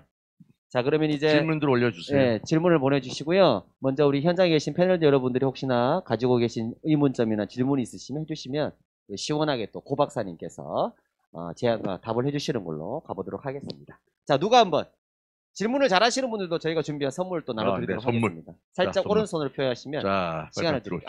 우리 남성분 본인을 소개 좀 부탁드릴게요. 예, 반갑습니다. 저는 부산 옥천초등학교에 근무하고 있는 백효일 선생님입니다. 반갑습니다. 선생님 몇 학년 담임? 교사시구나. 지금 2학년 일반 담임. 초등학교 2학년 담임 예. 선생님이시고요. 예. 이제 선생님께서 이제 장애인으로서 살아가시면서 지금 현재 우리나라에서 장애인의 이런 인식은 없어야 될 것 같은데 아직도 남아 있고 그리고 사람들이 당연하게 좀 생각하고 있는 장애인에 대한 인식이 있다면 얘기를 좀 해주세요. 좋은 질문입니다. 왜냐하면 선생님. 우리는 이게 건강한 사람이기 때문에 이게 뭐 내가 뭘 하거나 이걸 하는데 나는 차별주의자가 아닙니다라고 하지만 나도 모르게 차별하는 경우가 있고 나도 모르게 장애에 대해서 생각하지 못한 부분이 있을 수가 있거든요. 실생활에서 좀 네. 접하게 되는 지금 그런- 말씀하신 것도 벌써 약간 차별이 있어요. 건강하다는 말이. 맞습니다. 건강하지 않으면 안 그 된다는. 비장애인이야만 이렇게 얘기해야지. 맞네. 그 마치 장애인들나 맞네. 건강하지 않은 사람. 오늘 제가 오늘 그 책 읽고 왔는데 아, 계속 이렇게 이게 교육이 필요하다는 위기가 왔네요. 증거예요. 제가. 그럼요. 예, 죄송하고요. 장애인에 대한 이해와 관심을 많이 가져주시는 건 대단히 고맙고요. 예. 근데 이제 가장 그 사람들이 착각하는 게 장애인은 뭔가 도와줘야 될 사람. 이 생각은 되게 고마운 생각이긴 해요. 도와주고 싶어하고 도와줘야 된다는 생각 가지는 건 좋지만 사실 장애인들이 원하는 건 도움이 아니라 혼자 할 수 있게 해주는 거거든. 여기 지금도 뭐 이거 경사로를 저기 임시로 만들었습니다만 저렇게 만들어 놓으면 제가 혼자 올라올 수 있거든요. 우리가 원하는 건 저런 거예요. 남한테 도움을 원하지 않고 혼자 올라올 수 있게 해주면 올라오는데 이건 안 만들고 도와줄 테니까 이런 거 안 만들어도 돼. 들어 올릴게. 이건 장애인 중심이 아니라 비장애인 중심의 사고가 아직도 우리 사회에 굉장히 많은 거거든요. 항상 장애인들이 원하는 거, 그들이 편안한 거를 알아서 배려해 주는 게 첫 번째 중요하고요. 그다음에 또 도움이 필요 없는 장애인이 되게 많아요. 저 같은 경우도 가고 있는데 뭐 갑자기 확 밀거나 이러면 당황하거든요. 그러니까 누군가를 정말 도와야 될 일이 있으면 물어봐야 돼요. 도와드릴까요? 네. 아니면 장애인들이 도움이 필요하면 도와달라고 말합니다. 예. 그때 도와주면 돼요. 아. 근데 괜히 도와줘야 되는데 뭘 도와줘야 되지? 막 우물쭈물하고 막 내가 뭐 해야 될 것 같이. 그럼 내가 오히려 마음이 불편해요. 오히려 불편해지시는 내가 저 사람 불편하게 하고 있네. 어. 제일 좋은 거는 무심히 비장애인 보듯이 지나가 주는 게 제일 좋고. 무심히 그냥 지나가는. 저 사람도 뭐 일이 있어서 나왔겠지. 예. 도움이 필요하면 언제든지 얘기하겠지. 예. 그때 도와주면 된다. 그런 마음만 가져도 충분히 장애인식 개선이 많이 된 분입니다. 그러니까 도와주는 대상이 아니라 스스로 하는 대상으로 생각을 바꿔주시는 게 좋다. 스스로 할 수 있는 것들로 만들어주는 세상. 그렇죠. 아까 그러니까 이제 무대에 올라오는데 그렇죠. 사실은 이게 만약에 둔턱이 올라오는 적이 없다면은 누군가는 올려줘야 되잖아요. 그 장애인들이 제일 싫어하는 거죠. 그렇죠. 왜 내가 도움 받아야 돼? 그런 거 없이 그냥 자연스럽게 선생님이 휠체어 타고 올라오시면 그렇게 만들 수 있는 세상. 그래서 그런 질문을 굉장히 좋고 학교에서 아이들 가르치실 때도 장애인은 도와줘야 돼가 아니라 도움을 요청하면 도와주고 아닐 땐 너와 똑같다고 생각해. 그렇게 가르쳐 주시는 게 제일 좋습니다. 영택이하고 아까 서구 이야기를 했는데 혹시 담임 선생님을 많이 만나셨잖아요. 고등학교 3학년 때까지 적어도 뭐 12분을 만나셨을 그럼요. 텐데. 다 성함을 다 기억하고 있어요. 선생님이 이제 담임 선생님이시니까 초등학교 선생님들 중에서 혹시 선생님에게 좀 이렇게 격려를 줬다면. 좋은 질문이에요. 저는 고맙지 않은 선생님이 없습니다. 1학년 때 선생님은 제가 화장실 가고 싶다고 그럴 때 데려다 주겠다고 하셨고, 선생님께서 6학년 때 담임 선생님은 제가 장애가 있지만 다른 애들과 똑같이 하고 싶어 하는 걸 알고 제가 청소도 같이 했거든요. 물걸레질도 하고 복도도 옛날에는 복도도 막 이렇게 왁스로 닦았단 말이야. 초칠해가지고 닦았잖아요. 나는 면제가 될 법하잖아요. 근데 나는 그게 하고 싶은 거 애들하고 같이 막 하면 선생님이 보고도 모른 척. 애써. 넌 하지 마라. 그게 안 했어요. 이게 아니고 그 선생님 성함이 조기준 선생님이신데 그 선생님 이름이 가방 들어주는 아이의 담임으로 나와요. 저는 저에게 은혜를 주셨던 선생님들을 다 책에다가 넣어가지고 살려드리고 있고 조기준 선생님 돌아가셨어요. 그러셨구나. 뵙질 못했는데 이 책이 잘 된 건 아마 그 조기준 선생님이 천국에서 고맙다고 저를 밀어주셔서 이 책이 잘 된 게 아닌가 생각하고 있습니다. 그래서 선생님은 굉장히 훌륭한 일 하고 계시는 건요. 그 사명감과 자부심을 가지시고 아이들에게 선한 영향력을 꼭 끼쳐주시기 바라고. 나중에 저 명함 드릴 테니까 학교에 한번 강연 초청해 주세요. 영업해야 됩니다. 그렇습니다. 그때는 선생님이 그 강연료를 안 드려도 가시죠? 그건 안 되죠. 이렇게 정리하는 걸로. 알겠습니다. 너무 또 착하게 마음 쓰지 마시고요. 교장 선생님을 말씀드려가지고 그렇죠. 따로 재원을 마련해 주시기 바랍니다. 알겠습니다. 농담이고요. 자, 우리 다음 분에게 또 질문을 한번 가보도록, 이번에는 줌으로 한번 가보도록 할게요. 줌에 있나요, 질문? 그러면 저희가 바로 이제 마이크를 켜드리거든요. 질문 있는 분. 자, 질문 있는 분 한번 손 한번 들으세요. 내가 오늘 고종욱 선생님에게 질문 한번 해보겠다. 자, 우리 줌에, 다들 지금, 완벽한 오늘 강연이었나요? 질문이 없는데. 자, 눈치 보지 마시고. 좋습니다. 우리 희망 강사이심 하정화 선생님. 거기에 음을 켜드리겠습니다. 자, 질문해 주시죠. 네, 고 박사님 고맙습니다. 좋은 안녕하세요. 강연 잘 들었습니다.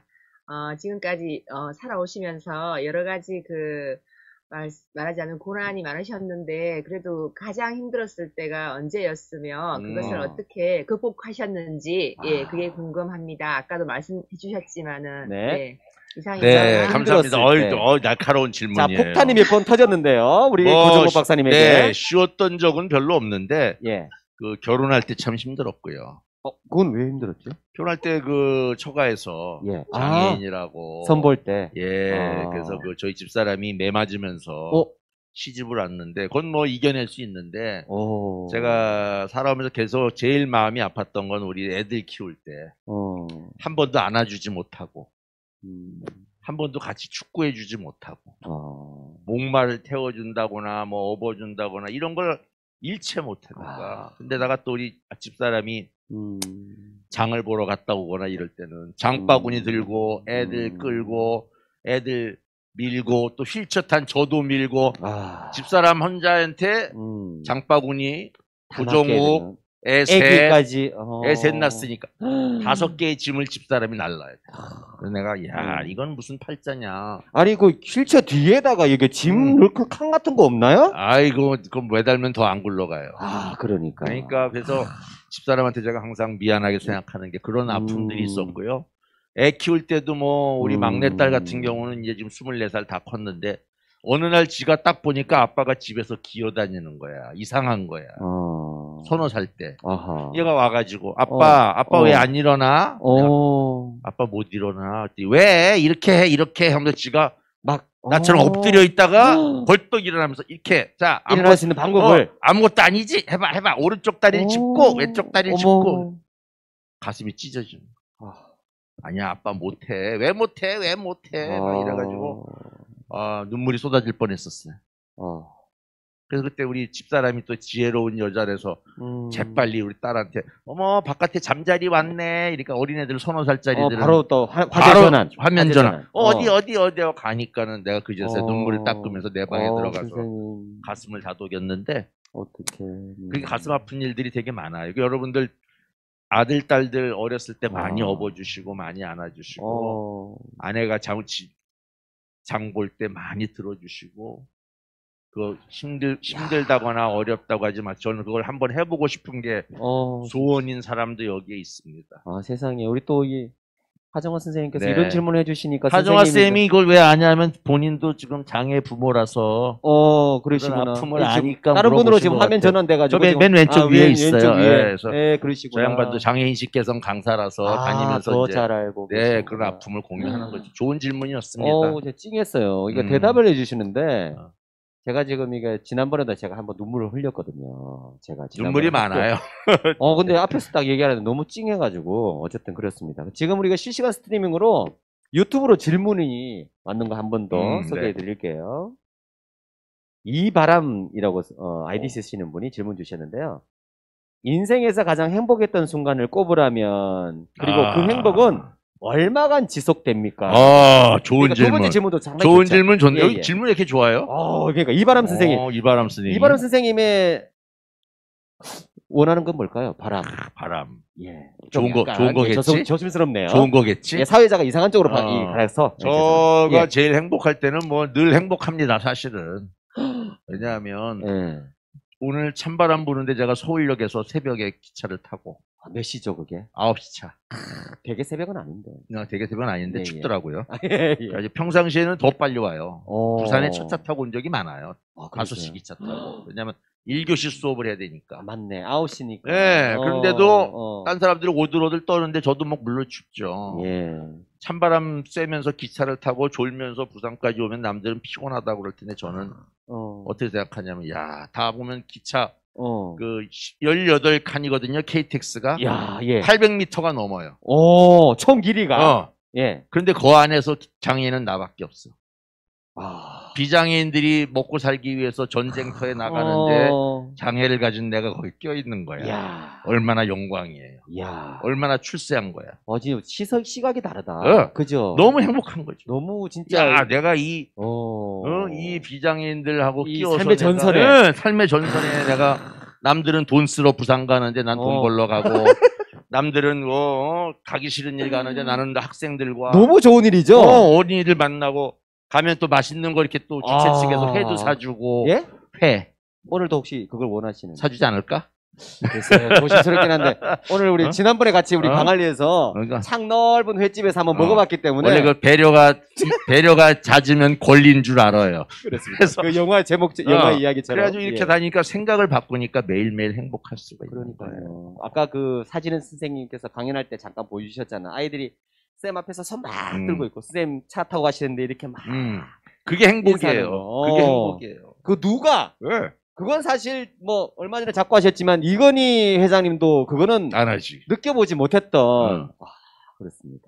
너무 멋진 삶을 생각만 바꾸면 모든 게 행복. 그렇습니다. 오늘도 저기 동네에서 온 한 4학년 초등학생이 너무 감동적이었다고 얘기하잖아요. 이따가 사진 찍어줄게.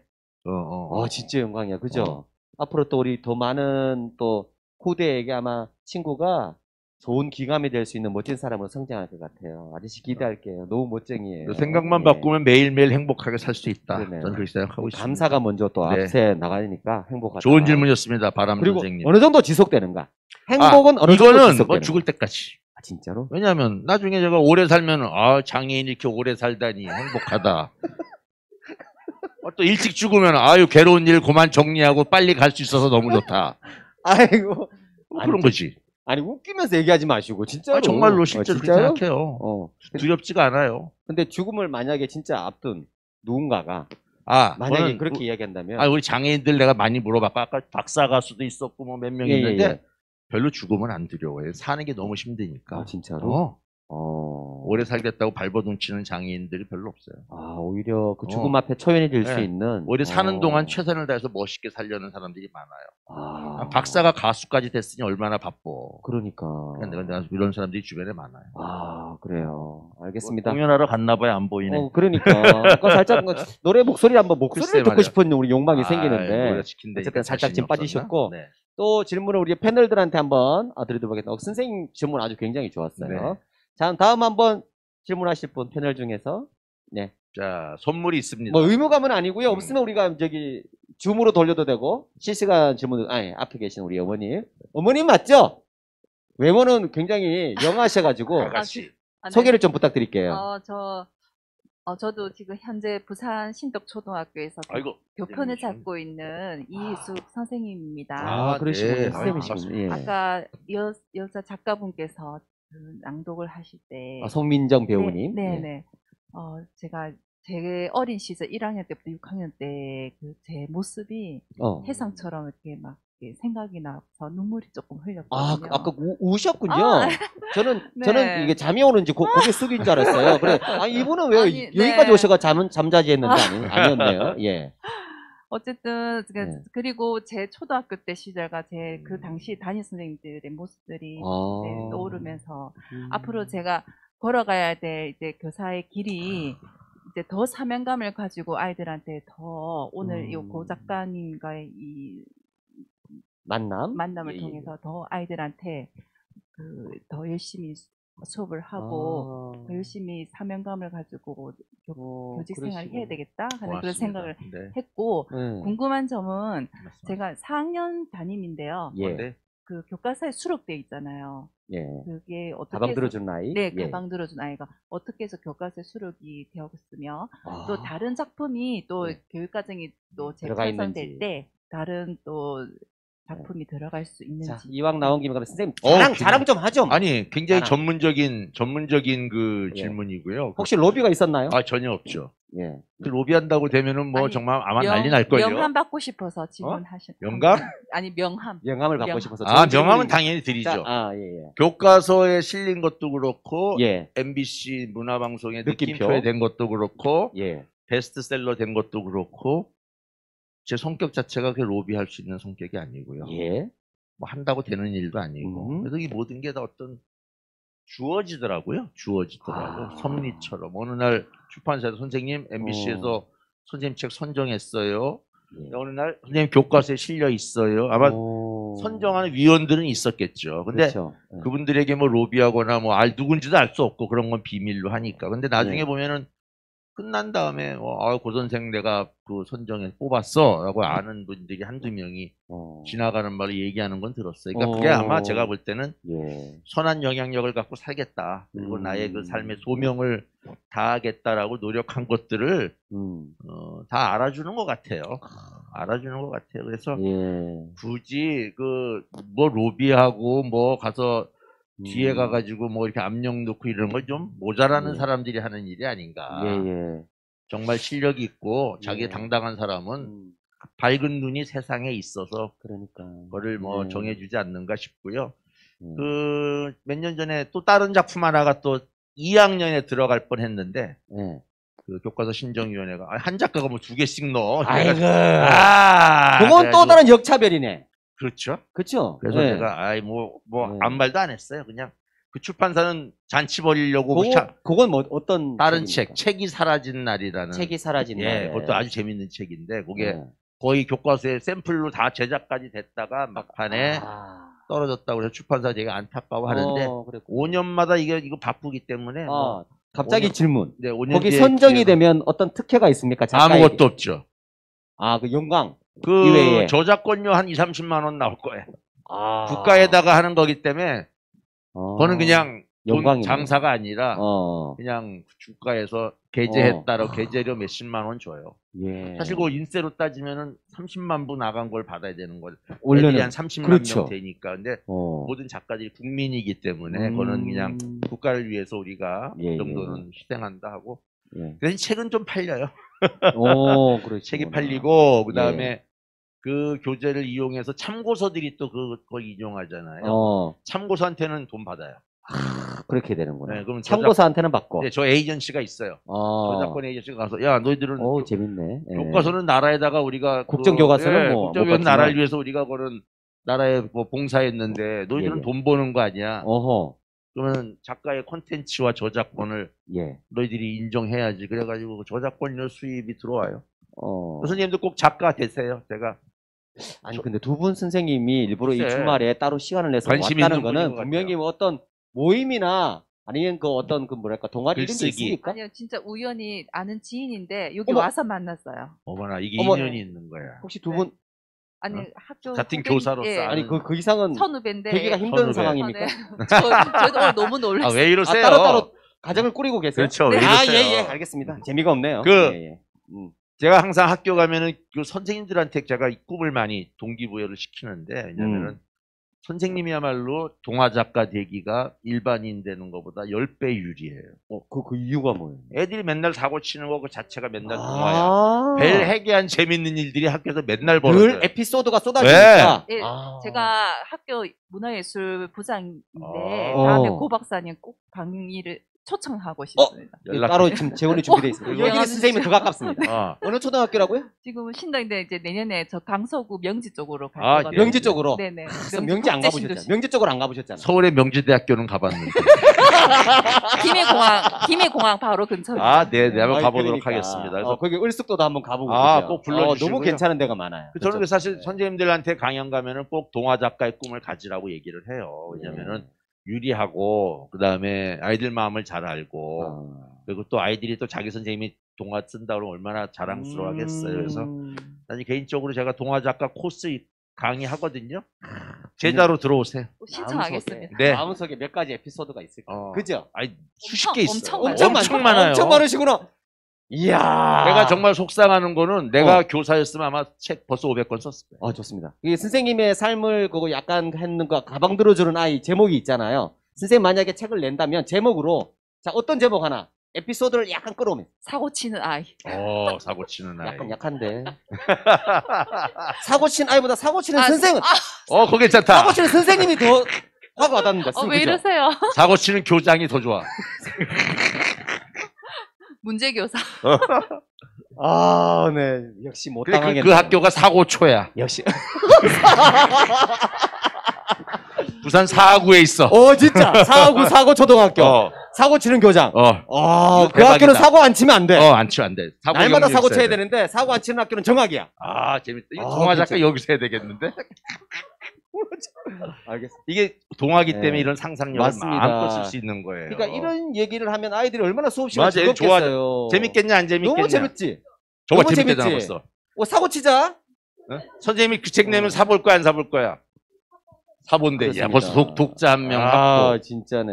너무 멋쟁이에요. 이런 게 재밌어 내가 안 늙어요. 그러네요, 이런 선생님. 말도 안 되는 이야기인데 가까이 보고 선생님, 사실은 제가 지난번에 만나서 얘기를 드리지만 분명히 환갑을 넘으셨다고 했는데 그 느낌이 없어가지고 진짜 너무 젊게 사시잖아요. 그죠? 사고도 너무 젊으시고. 동안클럽 회장. 그러니까요. 예. 제가 어제 그 드림 시어터의 문현동에 이문세 쇼를 보고 왔거든요. 이문세 콘서트 했군요. 네, 콘서트를 어제 봤는데 예. 어제 그 콘서트만큼 오늘 너무 재밌습니다.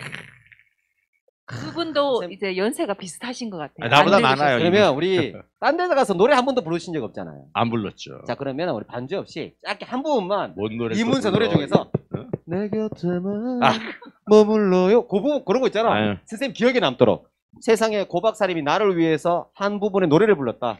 원하십니까? 네. 자, 진짜 이거는 한 번도 한 적 없으시죠? 한 소절만 할게요.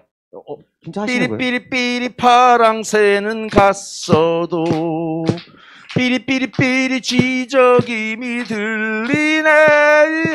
예. 최고. 이야, 괜찮았어? 너무 잘하시네. 가수 하셔도 되겠어요. 갑자기 음반도 취입했어요. 야. 박사 가수가 내 후배예요. 좋습니다. 박사 가수. 근데 이거 줌으로 하시는 분들도 박수 치시고 하시는데 네네, 이제 감사합니다. 줌으로 한번 질문 한번 넘겨보도록 하겠습니다. 자, 내가 또 질문이 있습니다 하시는 분 한번 김원배 선생님 네. 우리 한번 질문하시겠습니다. 김원배 선생님 잠시만요. 예. 잠시만요, 선생님. 강의 잘 들었습니다. 예. 저는 서울에 있는 장충중학교 교사하고요. 박사님에게 자녀들이 이제 다 성장을 했잖아요. 네. 지금 자녀들 청소년 시기에 어떻게 아이들과 소통을 했는지 좀 궁금하고요. 좋은 질문이에요. 지금 초등학교, 중학교 학생들을 키우고 있는 부모들에게 그런 경험 좀 그리고 어떤 말씀을 해주실지 한 말씀 해주시면 좋겠습니다. 우리 중학교 교사님. 김호일 선생님도 진로 쪽엔 우리나라 꽉 잡고 계십니다. 그러세요? 네, 진로 교사들 연수가 가시고 나중에 우리 요 무대에도 한번 오셔야 될 분이에요. 진짜로요? 청소년 진로에 우리나라 최고의 권위자인데. 그렇습니다. 이 진로라고 말하면 다들 이제 술 떠오르시는 분이 많은데 그 진로 아닙니다. 아니에요. 예, 알겠습니다. 큰일 나요. 그 진로는. 자, 농담이었는데 별로 안 받아주시네요. 안 웃어요. 네. 저는 애가 셋인데 저는 기본적인 철학이 아이들에게 부모가 기대를 갖는 것 자체가 굉장히 큰 부담이다. 근데 기대 안 하면 기대는 어디서 왔느냐 하면은 이기심에서 온 거거든요. 그래요? 자녀에게 기대한다는 뜻은 내가 얘가 잘 되면 내가 뭔가 얻는 게 있다. 그렇죠. 그게 내 기쁨이라고. 근데 얘가 그 기대대로 안 되면은 내 이익이 깨지니까 미워지고 원수가 되는 거예요. 저는 그걸 일찍이 깨달아서 기대를 접고 그 대신 뭘 가졌냐면 희망을 가졌어요. 희망은 뭐냐면 조금 그게 다른 건가요? 네, 기대와 달라요. 희망이? 희망은 이타심. 기대는 이기심. 희망은 뭐냐면 나는 너에게 바라는 게 없고 너가 원하는 길을 너가 스스로 찾아서 행복하게 가기를 나는 기원할 뿐이다. 그렇기 때문에 저는 저희 아이들 셋 다 전공을 정할 때 한 번도 말한 적이 없고요. 너 원하는 거 가. 진로도 한 번도 내가 뭐 가라고 말한 적이 없고요. 이런 게 좋다고 권해본 적이 없어요. 니들이 알아서 가고 단 책임도 너희들이 져. 대신 그러니까 기대하는 부모들은 자녀가 만약에 기대에 부응하지 못하면 울고불고 난리가 나요. 왜? 아이고 이놈아 내가 널 어떻게 지원했는데 이놈아 이러는 게 왜 내 이익이 깨졌거든. 근데 희망을 가진 부모들은 애가 만약에 하다가 실패하면은 딱 한마디 헐. 미워할 필요도 없고 본인도 괴로울 테니까. 기대하는 부모는 애가 잘 되면 막 잔치를 하고 플랜카드 걸고 그쵸. 야 너 돈 벌면 얼마 보낼 거냐 근데 희망의 부모들은 애가 잘 되면은 딱 한마디 씩. 헐이냐 식이냐 웃고 마는 거야. 너가 잘 되면 너가 잘 된 거지 나한테 내가 너한테 뭘 바라냐 이러는 거지. 그래서 희망을 가진 부모가 되겠다고 결심했기 때문에 저희 자녀들 키울 때 제가 한마디도 그런 잔소리나 이쪽으로 가라 저쪽으로 가라 이런 게 되면 좋겠다라고 제안도 안 했어요. 아예 안 하셨어요. 지 갈 길이 다 있다. 왜냐하면 내가 5번이나 꿈을 바꾼 사람이잖아요. 그러니까 뭘 하겠다고 하다가 되는 게 아니거든. 그래서 그냥 너 갈 길 너가 제일 잘하는 거 너가 좋아하는 거 찾아서 가면 아빠는 도움을 줄 거라면 도와줄 거고 지원은 하겠다. 너무 간섭을 하니까 애들이 반항하고 저항하고 싸우는 거예요. 아마 김호일 선생님 내 의견에 동의하실 거예요. 저는 그렇게 키웠습니다. 물론 내가 옳다는 건 아니지만 그래서 저는 지금도 아이들하고 싸워본 적이 없고요.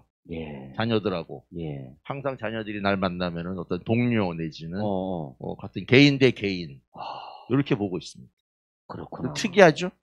혹시 선생님이 집필하신 수많은 책 지금 300권 넘는다 그랬는데 자녀분들이 읽어보고 난 다음에 무지하게 많이 나오죠 우리 애들이. 그러니까 거기서 있었던 사건들이 많이 나오죠. 아빠 이 책은 참 잘 된 것 같은데? 중요한 포인트예요. 애들이 재밌다고 한 책은 다 떠요. 진짜로? 애들이 재미없어 하면 역시 안 떠요. 우리 애들이 1차 독자예요. 그러시구나. 그래서 쓰고 난 다음에 애들부터 먼저 읽어보라. 근데 요즘 내가 감이 떨어진 이유가 애들이 다 커가지고 안 읽어줘요. 읽어줄 애들이 필요해. 그러네. 요 앞에 4학년. 헐, 둘이. 나 전속 계약을 맺자고. 알겠어. 어때요, 우리 친구? 성민이 어때? 나쁘진 않다. 좋은 건 아닌데 나쁘진 않다. 좋은 것도 아니에요? 약간의 이거 내가 좀 뭔가를 인센티브를 이게 줄게. 이걸 또 원하네. 너무 자본주의형 성민이네. 이게 돈은 아니고 다른 책이라든가. 별로 표정이 안 좋네. 알겠습니다. 한번 해봤고요. 네. 자, 이제 또 한번 질문 한번 제가 유튜브에 뭐 있나요? 유튜브 좋은 게? 한번 가보도록 하겠습니다. 예. 아까 우리 그 사고초 이야기를 좀 재밌다고 올려주신 분이 사고초. 예. 예. 특별히 안 보이네요. 그래요? 다시 좀 줌으로 가시죠. 이바람 선생님께서 가장 행복했던 순간이 아까 우리 그 이야기 하셨잖아요. 지금 이 순간 너무 행복하시다고. 너무 그렇게 답변을 좀. 일단 맛있는 회를 사줄 것 같아서.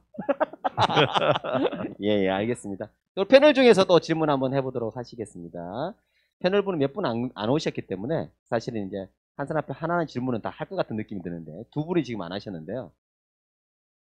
빨리 들이대세요. 저희가 삿대질하기 전에 마이크를 이렇게 가볍게 들이대시기 바랍니다.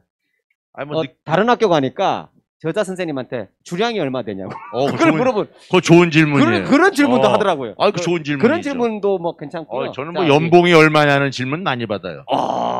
자, 차 뭐 타세요? 2019년. 자, 선생님 들어왔던 수익 혹시? 꽤 되죠. 짭짤했죠. 동그라미가 몇 개 들어가요? 동그라미 한 10개 되죠. 1, 10, 100, 1000, 뭐도 쉬고 있어. 100만, 1000만, 10억. 성민아, 동그라미 10개가 10억이다. 더 이상 말 안 하지 않도록 하겠습니다. 2019년 선생님 어떤 10억이 넘어가네요. 자, 우리 어머니 한번 질문 한번 하실까요? 예, 마이크를 제가 드리도록 하겠습니다. 예. 성민이 어머님이세요? 예. 그러시구나. 성민이가 남다른 이유가 사실 어머님에게 있지 않겠나 생각하는데요. 예. 작가님 책 중에서 나오는 인물들 중에서 그 가방 들어주는 친구들 두 분 나오셨는데 네. 지금은 뭐 하고 계시는지 자주 연락하고 좋은 질문이에요. 예. 그 서구는 그 뒤로 연락이 끊겼어요. 1학년 나도 상처를 입었던 것 같아요. 그리고 무엇보다도 서구는 문과로 갔고 2학년 때 제가 이과가 된 거예요.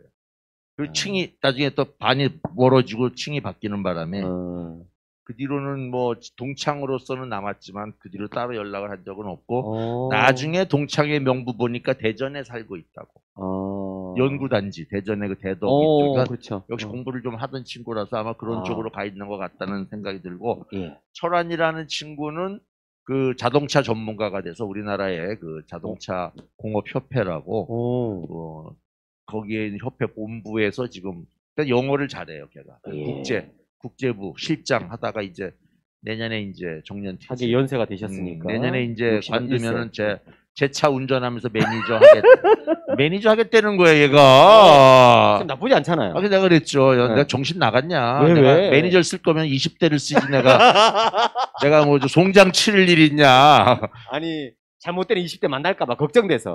그래서 내가 그냥 걔가 뭐 껄껄 웃으면서 뭐 자원봉사 하겠다고 그래서 가끔 자원봉사로 내 차를 한번 운전하고 강연 가자. 진짜 그 왜 밥이고 뭐 술이고 뭐 차고 뭐 커피고 선생님이 다 사셨다 그랬잖아요. 그러니까 자주 만나면 안 돼. 그래서 정말 한 번도 안 사셨어요? 그 천안 친구분은? 안 사요. 당연하게 딱 가서 나보러 내래. 야, 카드 줘. 그런 면에서 우리 조용희 대표는 그때 회사셨잖아요. 그러니까요. 이야, 대단하네. 대단하네. 광안리 그 전방존. 오늘은 내가 살게. 조용희 대표님 시간 괜찮으세요? 기차표가 4시 반이야. 기차표가 4시 반인데 어떡하지? 애한테 안 가요? 주말인데? 애 가야 되는데 애한테. 또 알겠습니다. 좋은 질문이었습니다. 뒤에 계신 우리 분 마지막 패널. 저는 사실 저희 아이가 지금 5학년인데 어디 있어요? 4학년 때 옆에 애가. 가방 들어주는 아이를 제가 읽어봤거든요. 그 골든벨 준비를 한다고 해서. 그래서 제가 사실 이거 처음 봤을 때 제가 가자고 했어요 아이한테. 그랬는데 저는 작가님이 이제 그 팜플렛을 보니까 휠체어가 보여서 그 장애인이신지 몰랐거든요.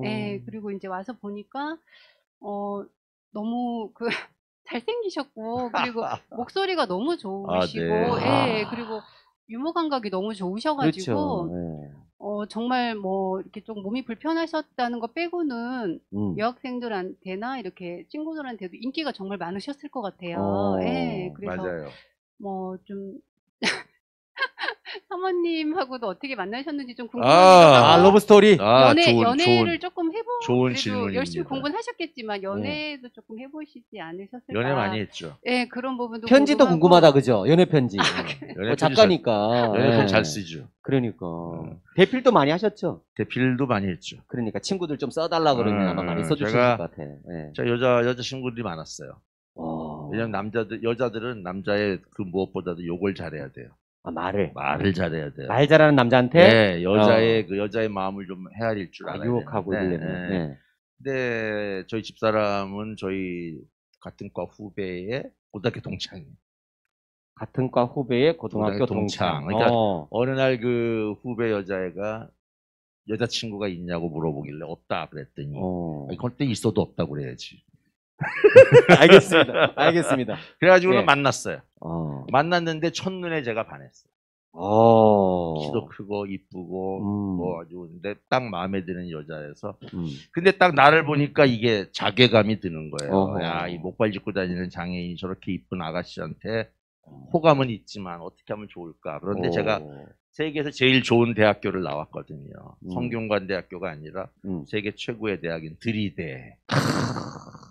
드리대를 나왔기 때문에 겁나는 게 없었어요. 첫날 만나자마자 2시간 만에 결혼합시다. 2시간 만에? 그 여자가 어머 미쳤어요? 내가 이걸 잘해야 돼요. 왠지 당신과 나의 운명은 오늘로 하나가 되었어. 영원히 풀리지 않을 너무 느끼한데? 느끼한 게 먹혀. 그 오히려? 느끼한 게 귀에 쟁쟁해요. 집에 계속 가면. 집에 가서도? 네. 그래가지고 그때 이걸 딱 주문을 걸어놓은 뒤에 계속 그 다음에 사귄 거죠. 사귀다가 위기가 오죠. 어느 날 여자가 집에 가서 폭탄 터뜨리겠다. 드디어 선언하러 갔는데 그날 밤에 전화가 왔어. 울면서. 뛰어갔죠. 여자 집 앞에 뛰어가서 나온 걸 봤더니 온몸에 멍이.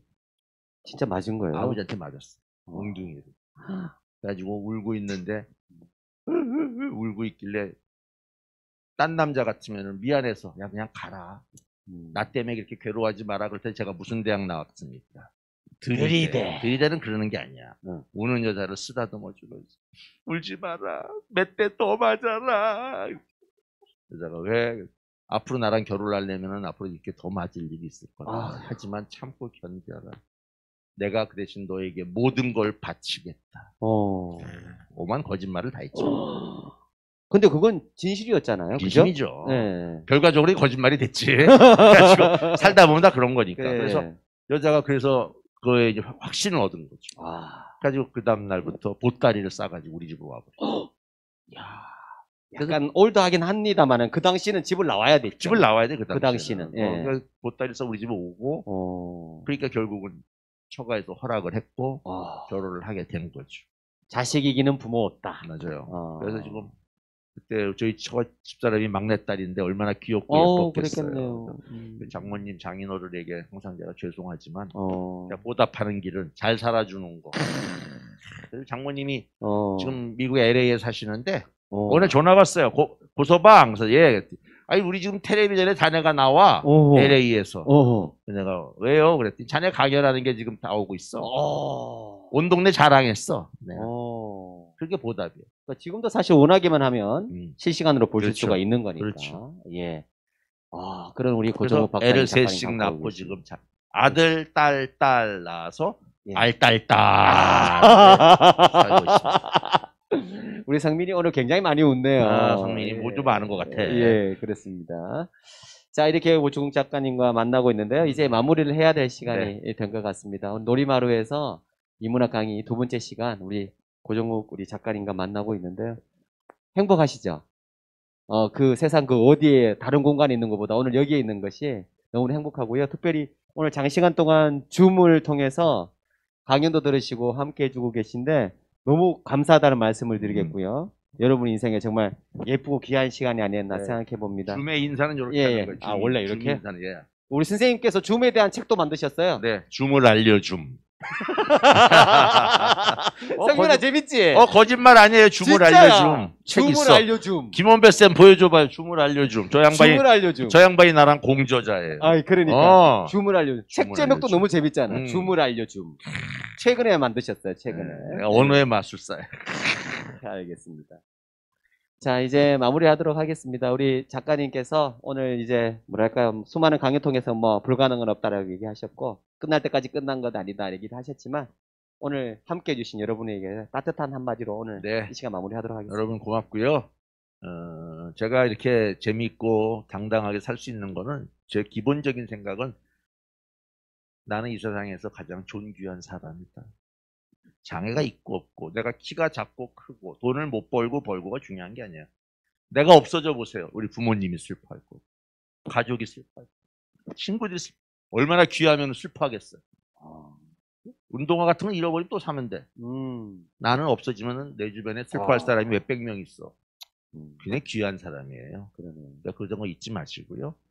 귀한 사람이니까 나를 절대 천하게 만들지 마시고 당당하게 도전하고 노력하시면 됩니다. 들이대를 가려면 어느 고등학교 나와야 되는지 알아요? 들이대를 가기 위해서 어느 고등학교 아니면 말고를 나와야 돼. 나 생각할 시간 조금 줬으면. 아니면 말고를 나오면서 우리가 들이대면 됩니다. 그렇습니다. 그리고 우리는 오늘 좋은 고등학교 다니고 있습니다. 아니면 말고. 이 시간이 최고. 베풀고 들이대. 베풀고. 알겠습니다. 자, 이거 얘기 들으면서 마지막으로 왜 떠오르는 노래가 있잖아요. 당신은 사랑받기 위해 태어난 사람 있잖아요. 그거 손 올리면서 앞부분 딱 하고 당신은 사랑받기 위해 태어난 사람. 여기까지만. 지금도 해요. 알겠습니다. 고정욱 작가님과 함께했습니다. 고맙습니다. 감사합니다. 감사합니다.